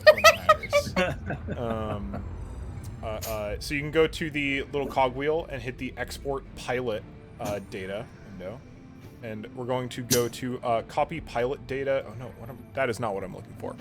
Never mind. Go to the home area. Go to. Oh boy, I gotta remember how to do this. Pilot roster. Here. Do we import from? Share pilot data. That's what we're looking at for. On your sheet, generate a pilot share code and throw that in the Discord chat. Oh, Sorry, just I get. missed where. Yeah. Just, So pilot- go into pilot your roster. go into your pilot sheet, and there Okay. is the curly brackets with the dots. It will give you share pilot data, and then you'll grab that code. Curly. Oh, I see. Oh, I see it. Yes.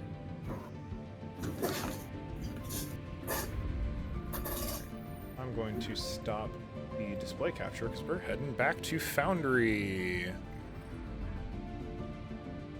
Because I gotta import these for y'all. You will, I believe, be able to import them on your own if you want to also. But I gotta get you, I gotta make your folders visible for you, and for that you need objects that you own, so I'm just gonna make that be your mechs. So let's go to our test battle map.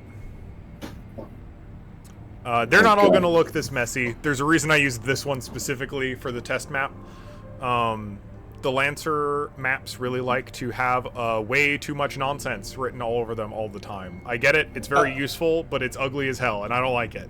Yeah, that doesn't look that. I accidentally drew on the board. I'm so sorry. No, you're good. You're allowed. That's what it's for. Help. Oh wait, I can't grab it. It's up to you. You need to go to pencil. Okay. Help. Thank you. Admin privileges. All right, Yes, so if everyone would look northward near the player deployment zone. So let's see who's up first. Caroline, you got your Duber in first. Import. Pilot. Create new actor. Pilot. Arm sync. Give me that code. Enter code manually. Call sign null. Sigurd. Pilot dossier, call sign, pilot narrative, apply fist to faces, investigate, stay cool, survive, etc. Caroline, you should see, if you go to the actors tab in the top right, you should see a folder with your name on it, and you should see Sigurd and Jormungandr. Do you? Currently no. No. Interesting. I'm gonna reload. That might be me. I probably need to give you, let's see, configure ownership. Caroline, owner. Jormungandr, configure ownership. Caroline, owner, save changes. How about now? Yeah, yep. Sick. Go ahead and try dragging those onto the table. Okay. I'm gonna drop it by height 4. Yeah. Yep, there's that, and then I will drop Sigurd next to. They're up there. Sick. All right. Yippee! So, your pilot won't need a token, luckily. Yeah. That grid snapping is working pretty well so far. I'm gonna go ahead and... You can delete it, it's fine. I'm just gonna quick show, before I get the other ones, there's just a really cool thing that I feel the need to show off sooner rather than later. So we're gonna throw an assault NPC in here. And I'm going to target Jormungandr. I'm gonna go into this friendo's sheet. We're gonna make an attack roll. A heavy assault rifle. We're gonna say it's got accuracy. Beep. Sick. That's fucking awesome. That is And good. it'll Wait, automatically it even- determine whether or not it hits or not. It did. It did, in fact, because you apparently only have an evasion of 9, which is great for me. So we can pick roll damage. Otherwise, so then we get to pick, since it's reliable, you get to pick which of those damages to do. And as long as it's number 1, you can hit apply damage. Jormungandr took 8 damage. And now if you look at the Jormungandr token, it has automatically already taken that damage. Yeah, I just watched my HP drop to 2. So in contrast, we're gonna target the assault mech. We are going to crack open your sheet. I think your stream is possible. What? Just can't see it. How dare? How about now? Okay. Yeah, I see it now. Sick. It's up. OBS is a little weird. My setup is funky in some ways. Let's see what will do maximum damage to this mech. Also, it will give us. Let's see what the anti-material rifle does in here. So, pop up our little thing. It's automatically accurate, apparently, which is pretty sick. For fun effects, I'm just going to give you 6 advantage, 6 accuracy, you. because that's fine, because it's a test zone. It's a dumb bot. So that is certainly over a 20, which is a crit, which is That's a great. crit. Yeah. There we go. I was wondering when the Whoa. effect was going to go off. Sick. Sick as hell. Roll damage, and I'm just going to give you, like, plus 46 bonus damage. Oh, thank you. Nice. How sweet. Jesus. So, it is certainly going to take all that damage. It's taking structure damage. Do you know what happens when NPCs take structure damage? They almost always explode. Oh. Oh my gosh. Oh. The little But crump when and fog. NPCs Oh, take wow. structural, they don't. Almost all don't NPCs do- only have one structure. Oh. Oh. Oh Damn. my goodness. Good to know. Isn't that neat? Isn't that cute? That is. That's That like is so 4 cool. separate modules working in Circus. Holy shit. It's really cool. I think it's neat as hell. And you can see how much automation is going on in this system. It's a lot. So we're just gonna leave that little wreck there forever. Let me grab your mech. Also for status effects, like intangible, there are special V effects associated with them. If you're in the danger, if you're burning, if you're on fire. If you're danger zone. There is the danger zone. Where is the danger? There's the danger zone. Here's the danger zone. Yeah, you're running hot. Your nuclear Got reactor is shredded. overloading. Invisible is pretty cool. It's just like layering all of them together. Yeah, it's funny. Yeah. Put all Anyway. of them on at the same time. Some very cool status effects. We can also, I believe, I got the token utility to be, able to adjust scale a little bit, so our mechs can be a little bigger, a little cooler, and make sure they actually look appropriately neat on the Mech tabletop. sized on the board. Yeah. Or Alright. like fit the actual size that they Let's take up. get everyone toys to play with. Yay! Sal, create a actor. Pilot, create new actor. Yeah. Sync, give me that code. I got the code. Enter the code. Download the code. Background, super soldier. I'm just gonna flash your character sheet to everyone. It'll be fine. No one has secrets. No. Alright. Let's make sure you've got ownership. Configure ownership. Sal, owner. Save. The Perfect Gift. That's a hell of a mech name. Configure ownership. Owner. All right. Do you see them in the folder? I see. Yeah, see them. Sick. All right. Moving on. Clementine. Let's get Eli. That mech. Import pilot. Create new actor. Sync. Paste. Download.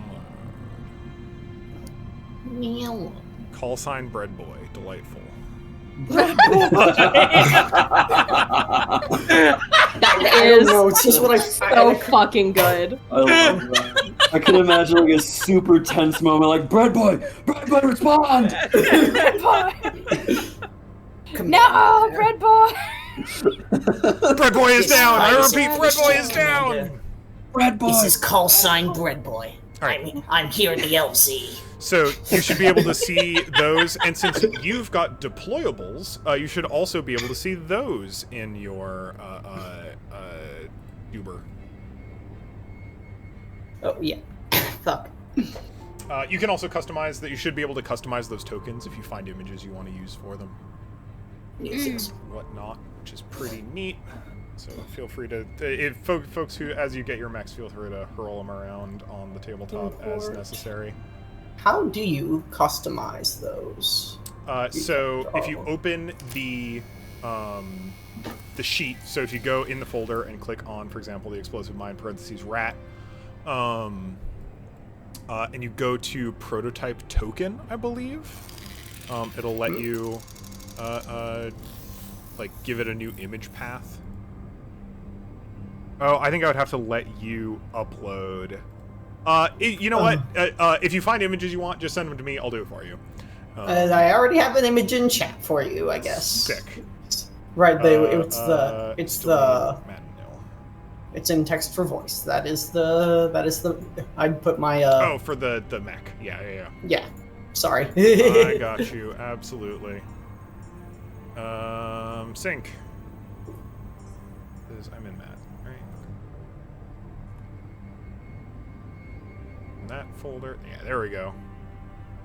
Gonzo and Milo. The figure ownership. Matt, owner. You should be able to see them. Yay! And last but not least, Tub, pilot, create, import, paste, download.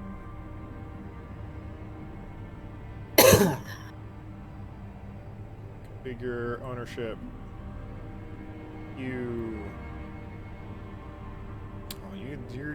Your administrator lets you have 2 mechs. Wow. Hee hee. So it looks like it imports all of your saved mechs, which is pretty nice. Associated with everything in your mech bay associated with that pilot, which is pretty sick. Go, Latro! Let me practice. Let me grab Latro and Do what I or not thought you'd do. Latro, Trapdoor and the other one. Data.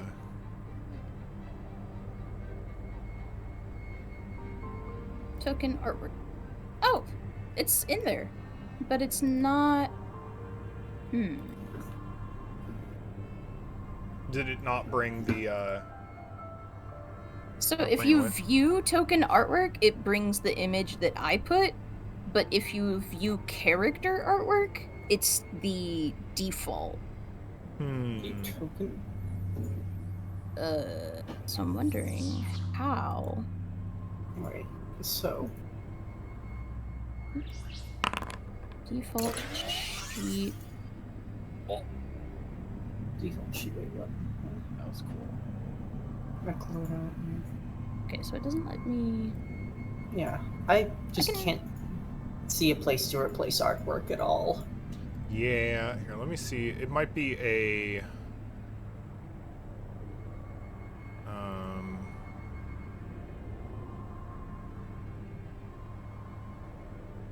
Permissions thing. User management. Configure permissions. Tokens. Configure token settings. Configure settings for tokens that they own. You know, where's upload files? I'm just gonna let you upload files also, I think would be fine. Load new files. Save configuration. Save and return. Alright. You may or may not have permission now. Prototype. I can see the prototype token thing. Appearance. Does everyone have their... Shit, I didn't miss anyone, did I?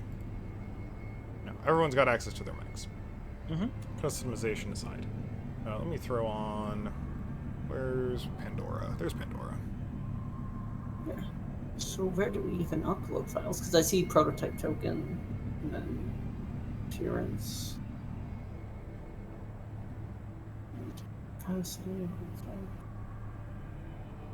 Image path. If you go to image path and then upload, can you pick that? It just says path to file.ext. It doesn't. Where do you see the upload? Sorry, Cole. So appearance, image path, you select that, and then at the bottom, there is an upload option. Is that just me? I think that's just you, because with image path, it just lets me edit the text. Even if you hit the little button next to it? There is no button. Okay. Yeah. Browse files not allowed. Got it. Yeah, just send. I'll do my best to edit those. That should not be too hard to manage. Okay. Sorry for the trouble. No, it's a new platform. This is all the stuff that we're working on. Also, I certainly had... plus, importing NPCs is a lot easier because the retrograde defaults for all of the NPCs are already extant. I can just drop them in and they already have art, which is very convenient for me. Less so otherwise. Some other stuff that we're going to be working on. I've been trying to think through other Foundry nonsense. We've got pilots, we've got moving around and stuff. I might figure out how to get like an initiative tracker and whatnot running. We'll see about like combat management tools. But otherwise, got a small variety of options. Let me go ahead and take. We're gonna pitch over to a new map. Oh, and this is where like having our characters be like, oh, we're over in the student room. Yeah, if we wanted to, yeah. Yay! We can also, if you'll note at the bottom right of the screen in here, we have a test clock also. So these are things I can make to count up or count down to consequences accordingly. It's basically just, progress bars, but in a circular form. I'm going to try and be using these more often than not in this game in general. But I can also make clocks that are agents. So have those on specific parts of the board, name them accordingly. Always for everyone. Test clock. So this could be something like checks notes, impress House Nasty, and have that be an amount of things. That seems really hard, so we're gonna give that 10 segments for sure. At 0. Maybe have that be based somewhere specific. Let's say House Nasty is over here. Well, you think you're gonna be as nasty as us? Oh, you're gonna have to do better than that. And then whenever you all take actions that progress the goal of impressing House Nasty, we can tick that up. Smoke And cigarettes now. That's nasty. We like that. I can Taking I can be nasty in a very nasty. different Look, I'm term. gonna say a swear. Oh my Fucking god, cooked this kid couldn't be nasty if he held a fucking gun to his head. or we could make a corner clock on something really easy, like ruin your own reputation.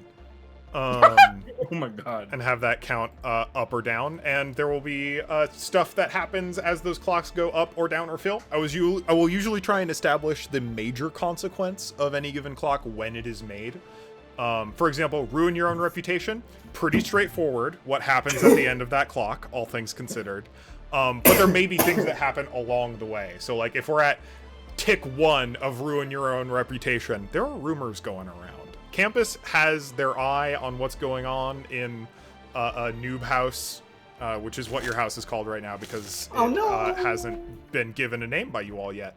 It's what I personally have decided your house is named exactly right now before you give it a name. So yeah, tick 1 would be like, oh, there's some rumors going around about noob house. They might be complete wash-ups. Completely undeserved. We've got a Nepo baby, we've got a celebrity, we've got someone from the Outer Rim, we've got someone from a planet nobody's ever heard of, and we've got like a weird cyber guy. Complete washouts. No, there are rumors that they are simply not up to snuff. And the second tier is like people start not sitting near you at the cafeteria. People start really kind of like actively walking across paths because they don't even necessarily want to be associated with you. Tier 3 is like professors and school teachers have started reaching out to the house out of concern that there might be something going on internally. Like there is something that they feel the need to intervene and mix up in. And then at the 4th tier, you have fully ruined your reputation. Scholarships get canceled. People are being sent home. This is a real doomsday clock here. Maybe that's a bit far for the joke clock ruin your own reputation, but you never know. That's kind of the intended narrative utility of these things. The ones in the corner are nice. I'm going to try and use those for more immediate clock stuff because, and I'll take us back to the landing page, those stick around between pages, which is really nice. So if we're popping between narrative scenes, we're popping between other things, those get to stick around. And then use the agent clocks that like stick on the map for stuff that we want to track like over time or between sessions.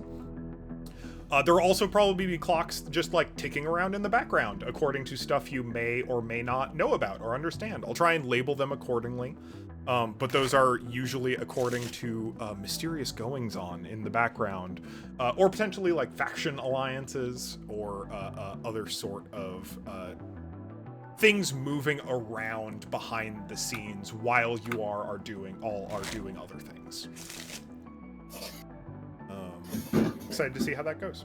Also, this is the campus map. Feel free to draw all over it if you want to. Do whatever you want. Figure it out. I believe in you.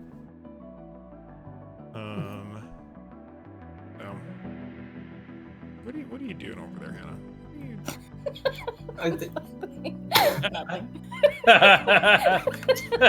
Well, if you're gonna fucking start drawing fucking asslet TNA, you gotta finish it. I need to show. Oh, that's nasty. Amazing. I think I fucked up on retrograde minis, damn. I'm trying to make my fucking mech and now it just gone. Front row. Help. Retro is also a kind of weird interface. We were working with a lot of tools with like slightly arcane interfaces. Yeah, you can't ever, like, if you're working on something in Retro, you can't ever, like, Save it. close that tab, or, like, you have to make sure you save before you leave. Thing is, I don't know if I did save it. Well, so what I'm saying is there's no way to save it to the website. You have to, like, download what you worked on. Like, there is no, like, it does not use your browser history to, like, or, like, there's no saving. There is no saving. There's only finish it now or just make sure you leave the tab up forever. Oh, well, I just fucking have to redo it all. Yeah, yep. I've made that mistake before already. Now, you may have already mentioned this, but are we roommates as well as in the same house? So you have distinct living spaces individually. And relevantly, you have distinct living spaces. So house, think more like extremely upscale frat house. Small, yeah, frats and sororities. But you all have like your own apartments within that. You've got shared living spaces, you've got shared like kitchens and stuff like that. If you want to take advantage of them, you have like hosting space and entertaining space, but you also have the equivalent of like a full apartment on your own within that. Relevantly, those are not just, different like, depending on what class of citizen you are. So in your house at the moment, you've got 2 B-class domiciles, 2 C-class domiciles, and 1 D-class domicile. The D-class one is a studio apartment, basically. It is a room with all the things in it you need to live, and that's about it. I have a mini fridge, and that is the nicest thing. I Yeah. was saying, I think that's where Sigurd it's pretty might be nice. staying then. And then the C classes are like a 1-bedroom. They're like nice apartments. They have some living space. They have a like actual small kitchen area. They've got enough room that you could entertain comfortably, like a small number of people. And then the B class is a huge step up. The B class is like nearly a house amount of space. The B class domiciles are like 2.5 to 3 bedroom size apartments. You've got like full living room area. The B class students have opportunities at staff as well, relevantly. So people you may see off and on at the y'all's house are Nils, stylist and personal stylist and designer from Smith Shimano Corporo. Yeah. And Isaac's bodyguard. I need one.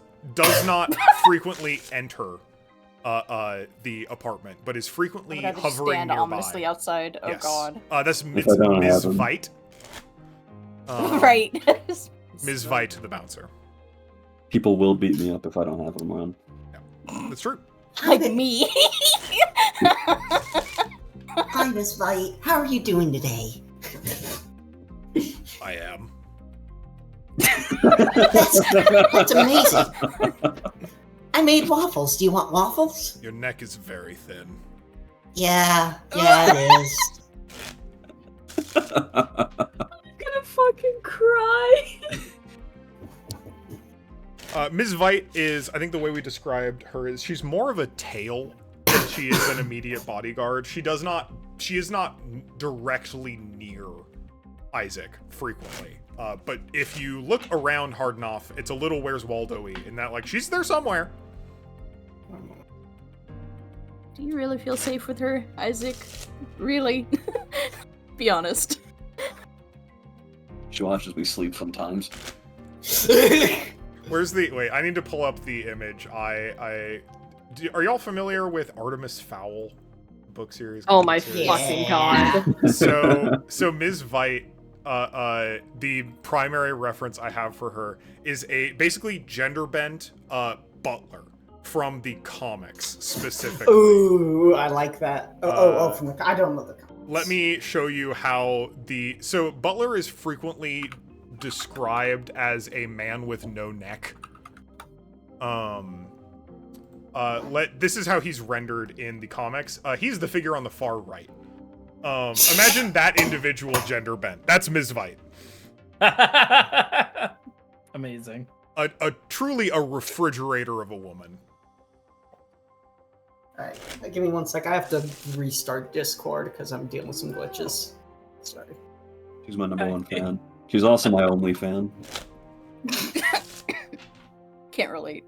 I thought I misheard you and said she's also on OnlyFans.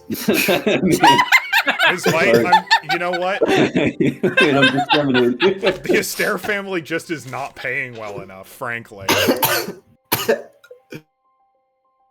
Oh, falling on hard times. All right, how do I save my mech? Oh gosh. Okay, I need to log in myself so that I know what I'm looking at. Doesn't it just like auto save? No. Retrograde? No. No. All right, so to make sure you okay. actually save your mech, let me go. That's such a stupid loading screen. No, don't reload the page.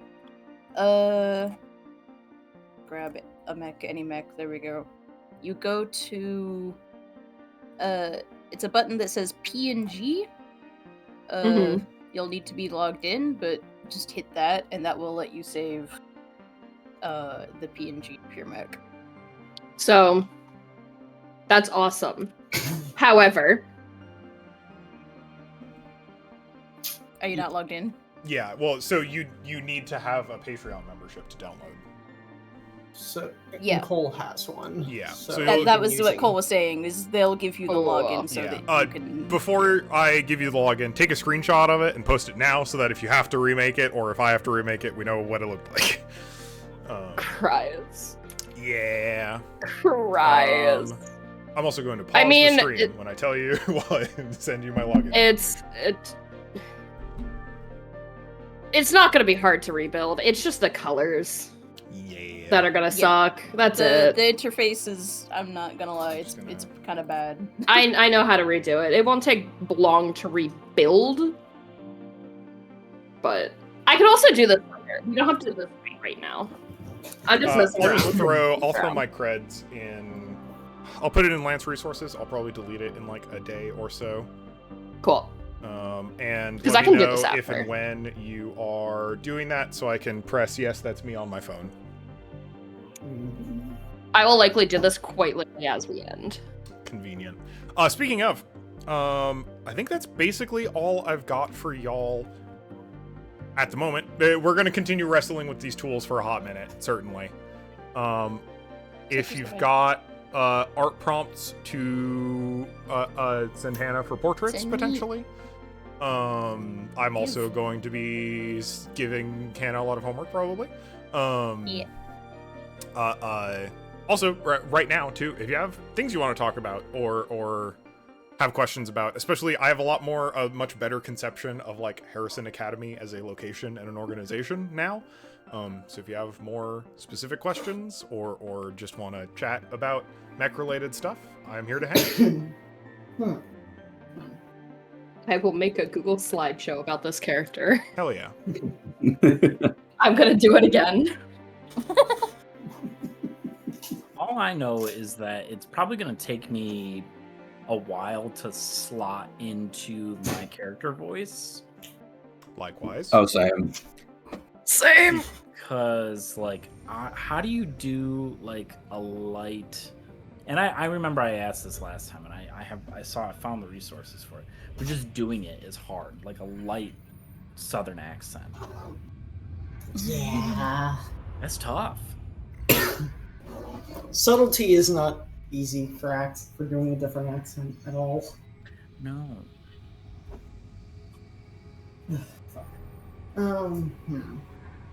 But I also think, like, at least for my character, the less I know, I think the better. Very reasonable. I think everyone So- coming in from a pretty a perspective of relative non-knowledge is very reasonable, considering you are all new to the academy, even those of you who are associated closely with the academy. Is there? I will ask this though. Is there like a? There's no like curfew or something, right? Like. Not right now. Okay. Campus. Oh, that brings up a good question though. Campus security. What does that look like? Physically, It like exists. and spatially speaking. They're around. Legitimately, I'm mostly pulling from modern college campuses in general. Like there are alarm stations if you need help. There's a local number you can call if you know something or see something. Campus security is not armed. They are not like big scary men with rifles. It's like people who want to make sure someone doesn't die of alcohol poisoning because they partied too hard. A lot of campus security is like definitively not cops.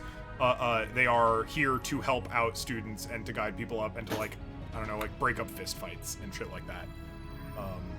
They also aren't necessarily on your side. They are still employees of Harrison Academy fundamentally, and they're here to try and keep people from doing shit they're not supposed to do.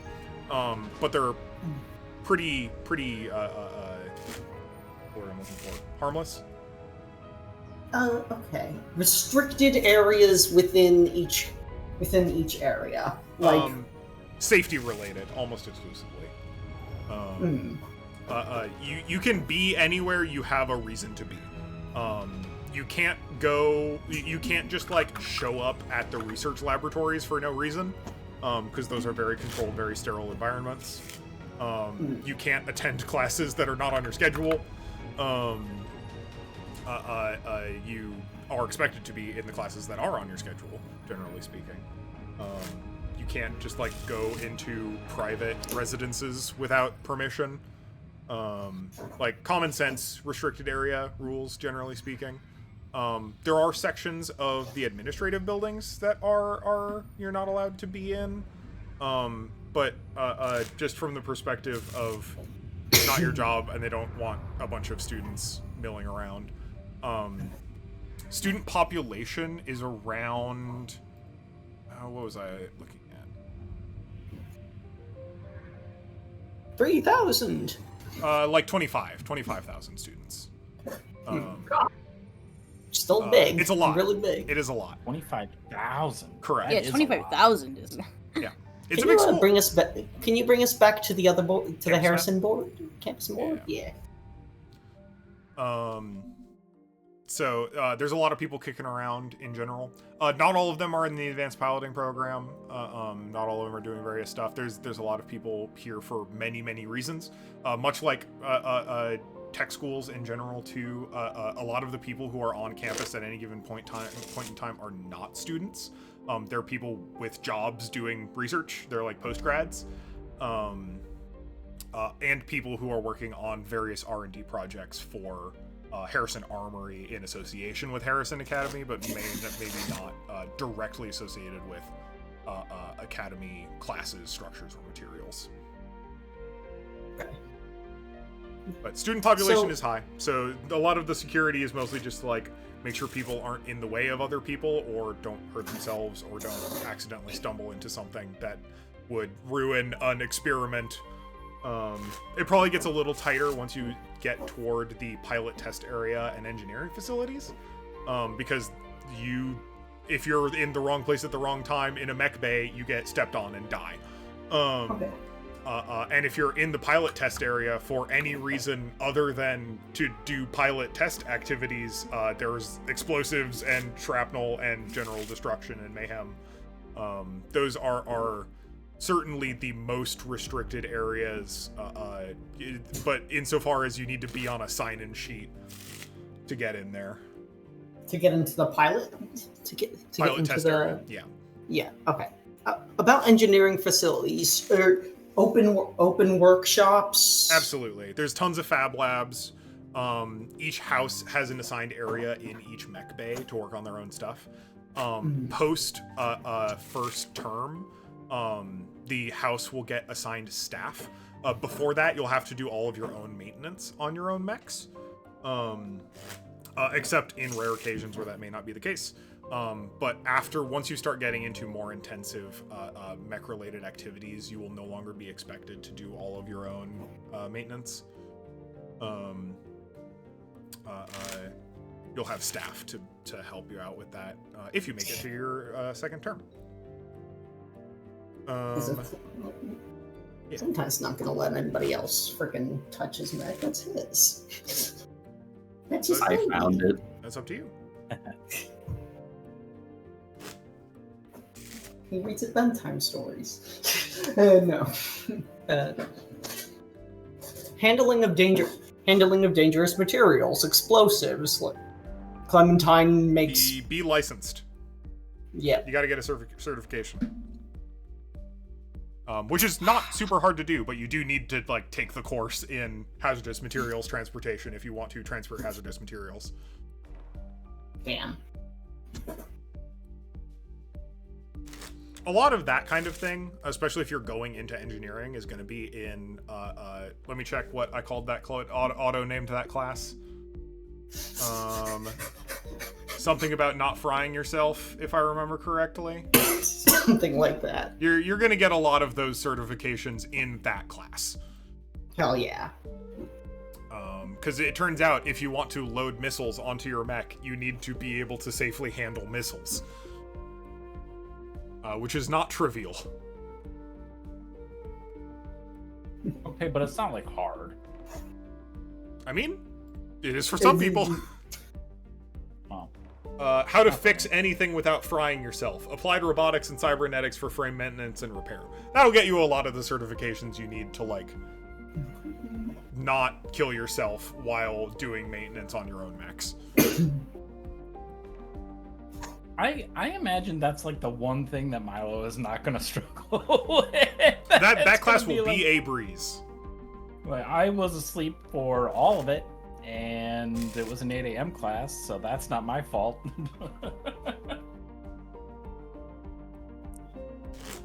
For the retrograde minis, the username and stuff that you have over here is what we put into the login, right? Yeah, you'll log in with Google with those credentials. You'll log into Patreon with those credentials, and then you'll link that to retrograde when you log in on retrograde. Okay.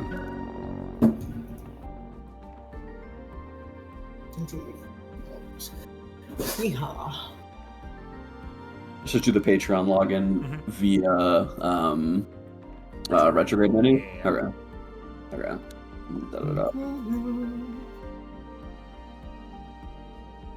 Cole, do you want to hop to the corner for a second so I can... Sure. What's going on? Just an idea for a character intro. Clem has entered into a workshop where he's not supposed to be, messed with materials he is not supposed to mess with, and has created a weapon and taken it to a test range without an appointment, and is now being disciplined, sort of. But just like how more comical, Yeah, super in a into way. that. Hard cut in media res to Clementine, like, about to fire this thing. Someone notices, starts walking towards them, and then they fire it, and that's where we kick off the scene. Yes. Sounds great. That's okay. Also, I want to go over quickly since I looked back. My notes were incredibly insufficient. What do you remember of our chat, just about Clementine and Clementine's family in general? With Clementine Dunn, you are related to Seamus and Cordelia, who's also nicknamed Caddy. Currently, the Dunns are kind of in a bid for being the head crime family of Basque. Of the collective, yes. Yeah, the collective. The collective is the all the three crime families, right? The Dunns, the Gascoignes, and the Pollocks. Yes. Yeah.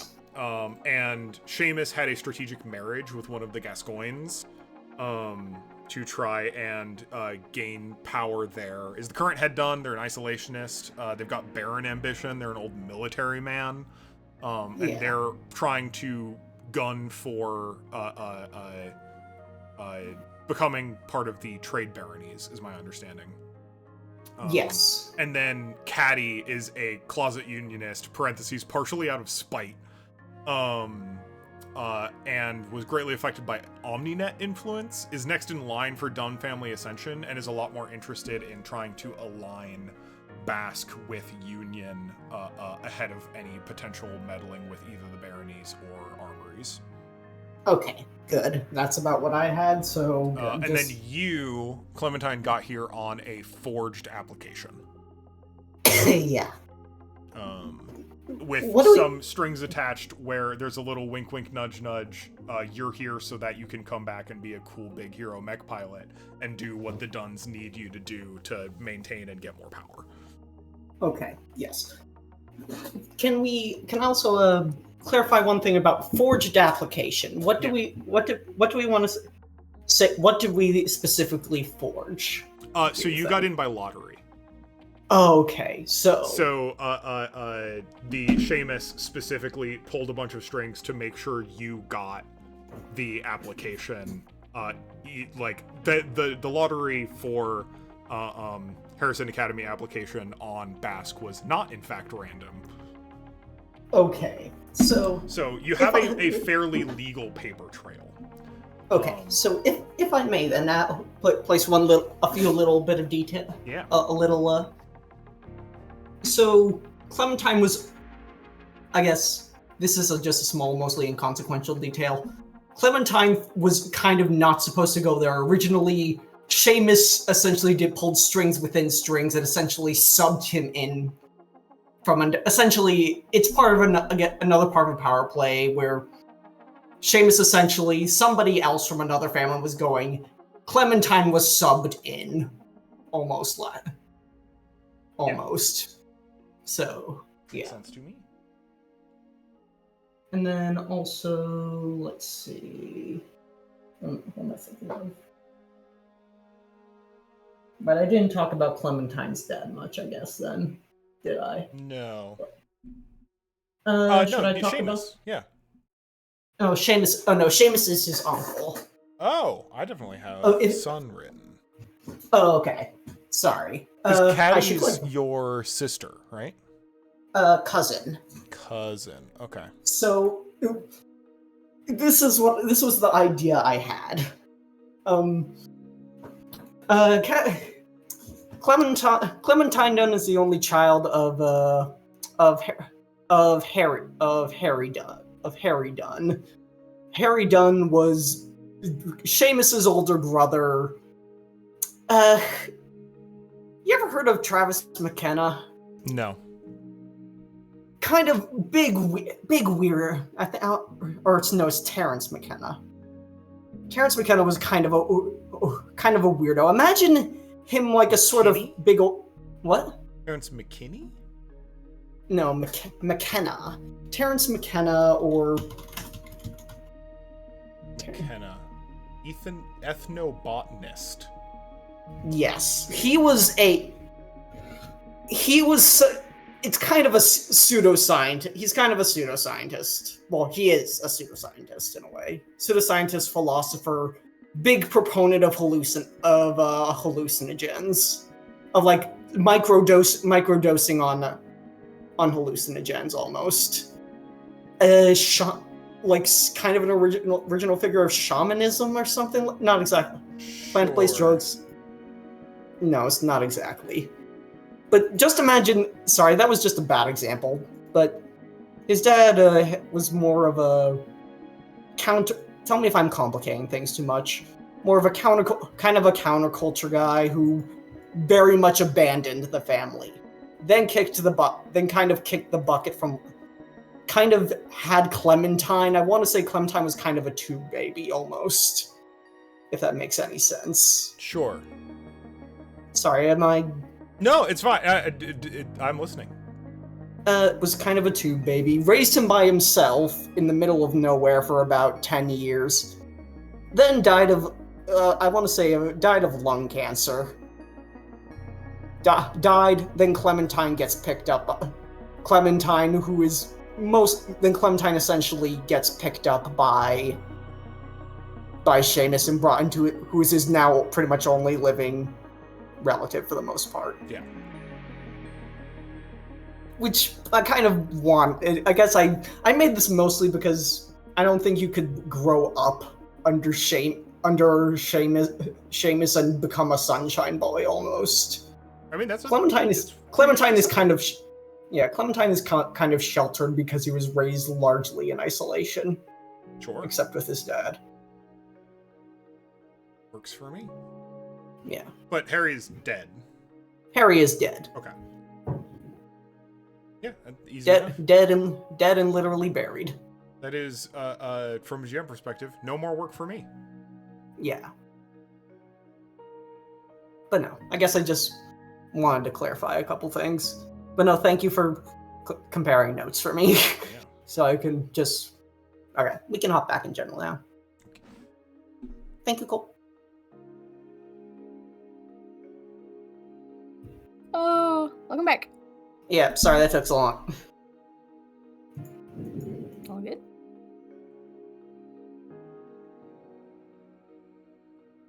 Beep, beep. Oh. Are we in?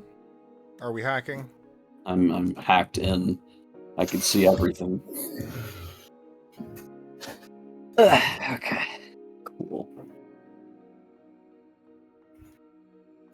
This image is killing me. I keep looking back at it. What image? Look, The image. It's good. It's perfect. That's a perfect reference, honestly. It's not bad. shows you the character. It doesn't reveal any of. Well, it gets the message across. It doesn't reveal where it Wait. came from Wait, necessarily. or share with the class. context Where of is it. this? The answer is we are not allowed. You're not. Don't worry about it. Don't worry about it. I think they're gonna require age verification to see that soon. It's true. Oh god, it's so good. Wait, where is everybody seeing this? It's no for one is me. seeing It's so that I Okay. can You had to be draw there. the character when I Okay. give everyone their portraits. Cole, quick question. What's up? Sorry, my cat just laid down next to me like a rat. Since my mech would be bipedal and there's no real option for that with the Everest, can I use one of the like custom little Yeah. frames?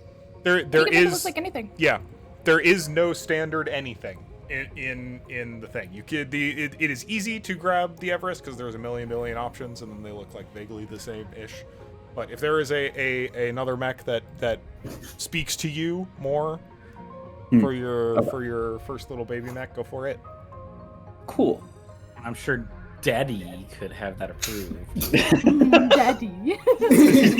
We're all gonna bully the shit out of each other. So Yeah. God damn. Yeah. Father. Daddy, can I Daddy? another mech? Daddy, I broke this one. Papa, please. Daddy, the Smith. I wanted a brand new Smith Shimano core chassis, not this used one. Too bad you're getting Harrison. Exactly. Oh god, I'm gonna go. Can I share one more detail about Tyr briefly? 'Cause Please. I think it's Oh, really funny. please. I want you to. Tyr is the top ranked player in Mud and Lasers, which is the War Thunder equivalent for mechs in this universe. It is the my God. mech simulator video game of choice for the internet, and Tyr is the top ranked player. Oh, if Nil finds this out, it's over. It's over for you. You are done.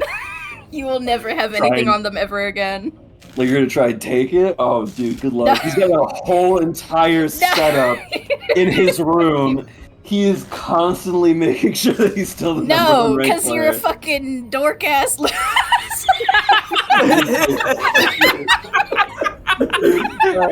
I can just Nil name doesn't it. care about that. Have not met each other, by the way, and yet already. I love these two already. Like, oh, cool. You have the high score in the video game. Okay. Milo has such Cool. a different take on that. It's like, oh wow, cool. I play dating sims. You guys play Nil video games? Is holding their temples, just like, You oh guys my get God, video please. games? Please let me into House Nasty. It has to be so much cooler than this. Let me into House Nasty now! Guys, I need to be with the bad bitches. I'm tired of these fucking. Guys, I accidentally set fire to the stove again. Can you help me out? Yeah, I got it. Nil on their hands and knees in front of House Nasty. Let me in. Let me in. I'm a bad bitch. I'm the baddest bitch ever. Let me in. I have a fucking Help furry me. who gets oil and grease on his fur and complains about it for hours. Help me. Hey Neil, I thought these. I was just growing some flowers. I thought these would go well in your room. You want to do some internal decoration? Don't touch my shit. Stay out of my room. Stay out of my life.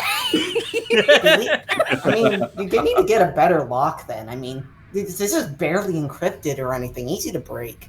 Your room's killing locked. myself. I'm killing myself. Your You guys room's have locked. locks on your doors? Only C-class citizens God. get locks.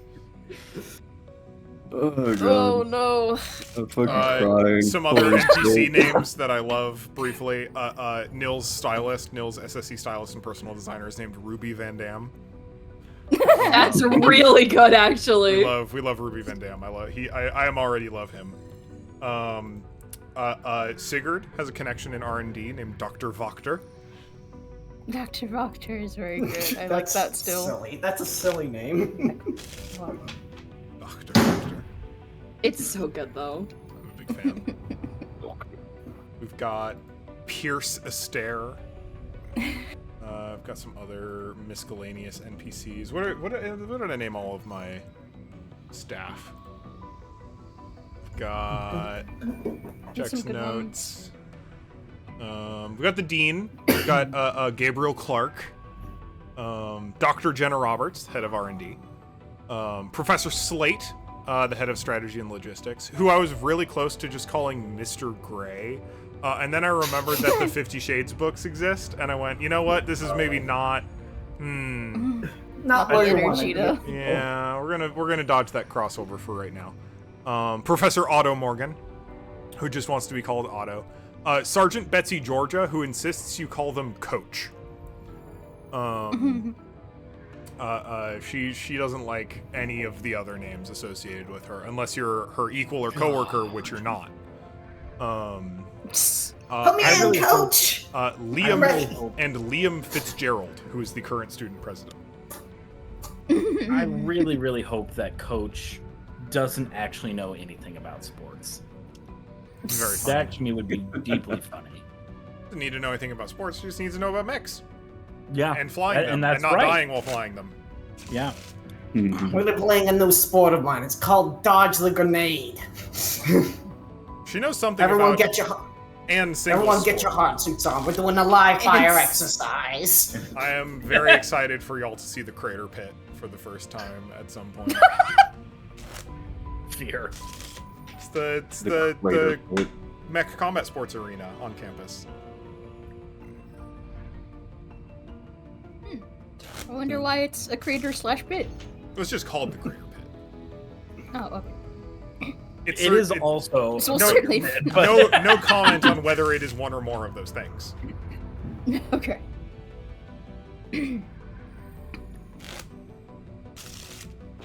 Yeah, this is gonna be fun. This is gonna be a good time. yeah.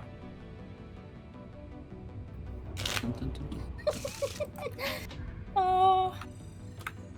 Oh no. Oh boy. All right. Anything else? Anything else people want to chat about briefly? Otherwise, I'm happy to wrap.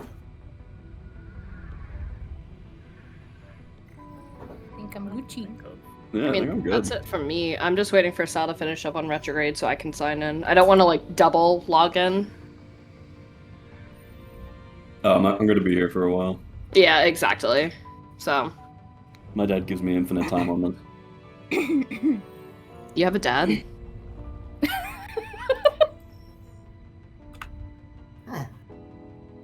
I had a dad once.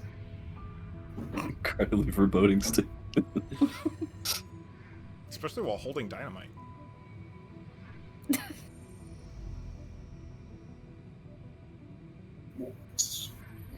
I love this cast of characters already. It's gonna be fucking chaos, and I'm so here for it. I love them all already. Good. Hey, and we're low stakes. It's your first semester. Just don't Mm-hmm. fuck up too bad. Everything will be fine. The first term is literally just getting associated with all the basics. Can we take? How are we graded in our classes? Classes individually. In some other areas, collectively as a house. God help us.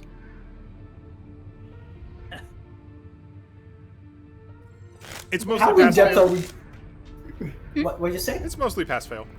Okay, good. Because I was wondering, are we gonna have to be worrying about managing our GPAs here? Grades. I mean, not currently. That is certainly not something I am particularly interested in micromanaging. Yeah, me either. But there may be some abstracted clocks associated with not falling behind on your academics. I do really like the what's it called? Downtime actions system in this. I think it's very neat. Let me check if the... What are the downtime actions? So there's a bunch, and they are neat. Let's see. Are they not on here? Okay. To CompCon.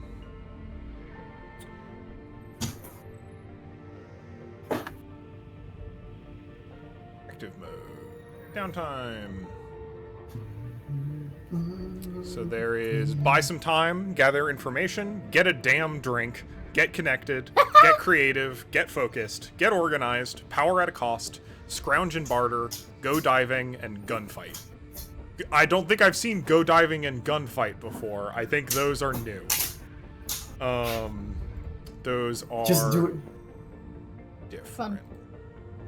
Wait, so what is gunfight in not in this. You don't get to gunfight. Absolutely not. Extremely not allowed.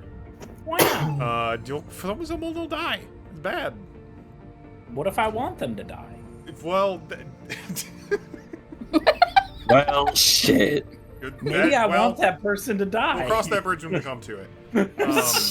But they follow the Powered by the Apocalypse kind of format of how actions work, where there's a middle ground for success, a chance at really good success, and then otherwise you kind of get what you want, but other things go poorly.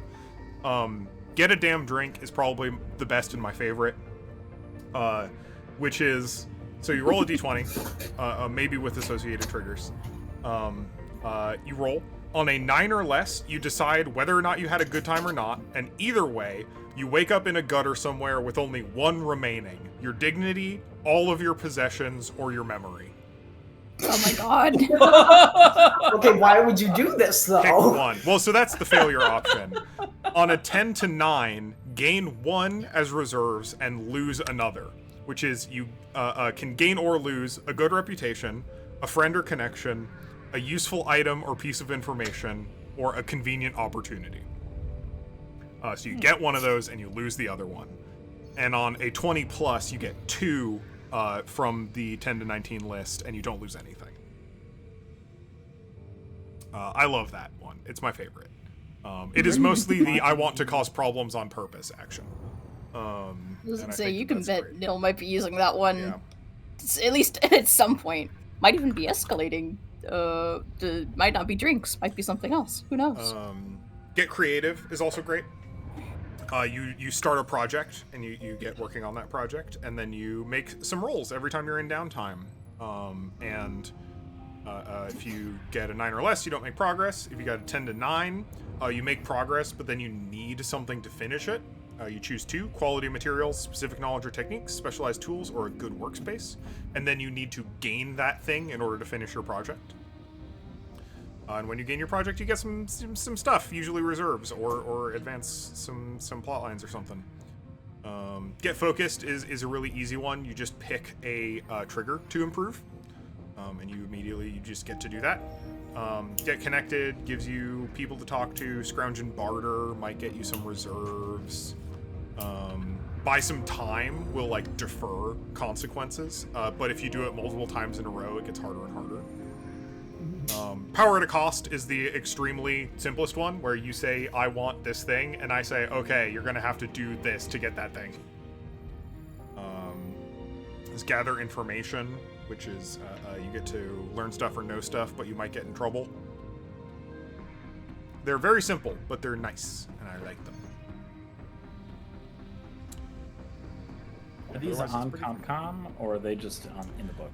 They should be in the compendium. Compendium. Bless it. Reference? Reserve. Does it say either glossary or reference, or... If you go to your pilot, and go to active mode, and then in the bottom right corner, there's a little thing that says downtime actions. You can click on that, and it'll read them out to you.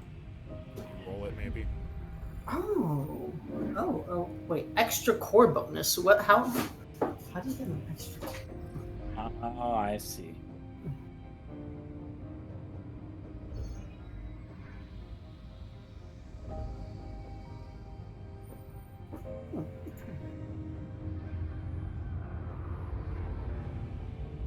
Okay.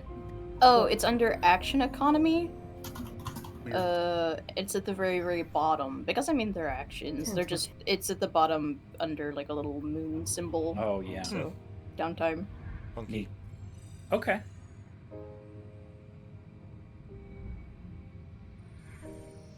So hopefully we'll be able to roll some of those sometime. This is also a campaign where, like, I'm not really sure how we're gonna do time passing. I think that'll kind of be up to what kind of velocity we end up with at the beginning of the campaign. I'm expecting us to manage to get past the first term of 2 semesters before things go too haywire. But I'm not sure of anything ever with U5, frankly. So What does that mean? Within You know what it 3 means. sessions, we have caused a diplomatic incident, and now it's entirely possible. You're being excommunicated by, like, the Church of Harrison or some shit that you invented on the way while doing this. Daddy Dearest is not gonna like that. Well, he can suck it. I'm cut off. I am taking away 3% of your allowance. no. No, that was $1 million. Well, I afford my caviar now. Man. It is going to be fun. It's going to be great.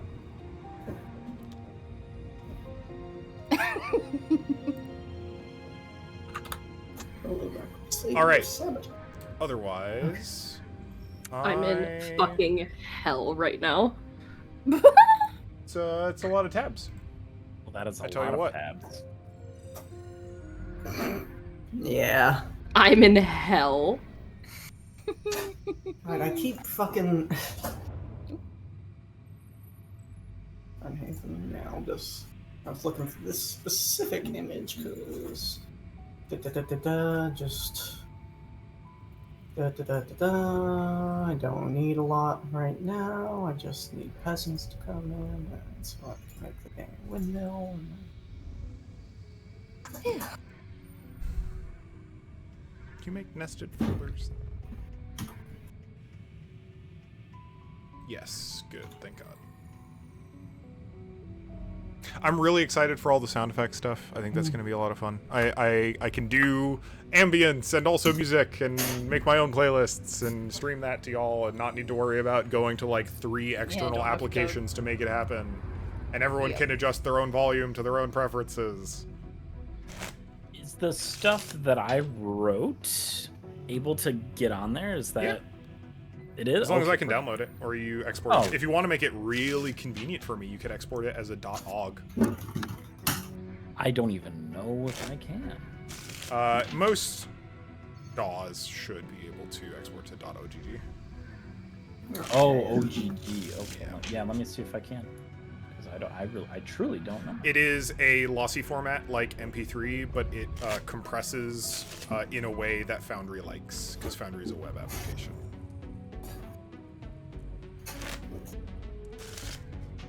Oh yeah. MP3 is also Og fine. Vorbis? Yep, that's the one.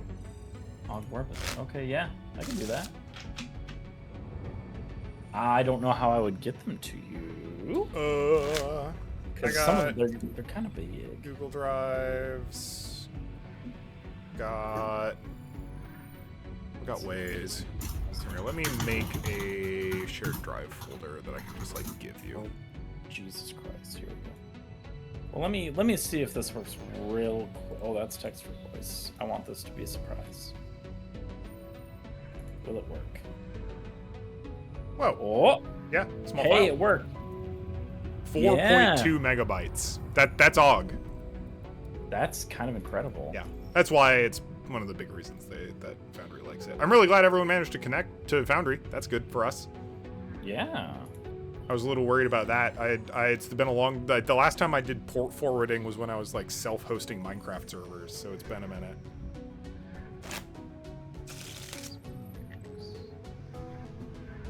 Sick. Yeah, I can get that slammed in here.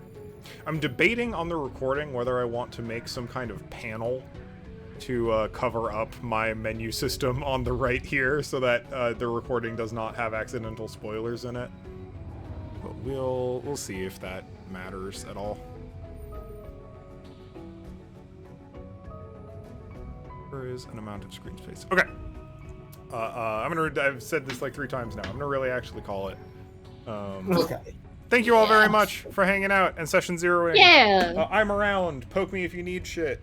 I'll probably at you if I need to log in Sounds once Val's finished. great. Otherwise, yippee. I'm very excited to continue onward for session 1 of our Lancer campaign, which Yeah. will be taking place because we have scheduled far in advance, theoretically. Saturday, June 21st should be our next session. Yippee! Only 2 weeks away. Really looking forward to it. I'm so stoked to be playing a game. It's been so long since I've ran a campaign. It's been like a year. It's crazy. Yeah. Let's get into it. Yeah. All right. Love y'all. See y'all. Thank y'all. Yeah. Have a good night, guys. Hey.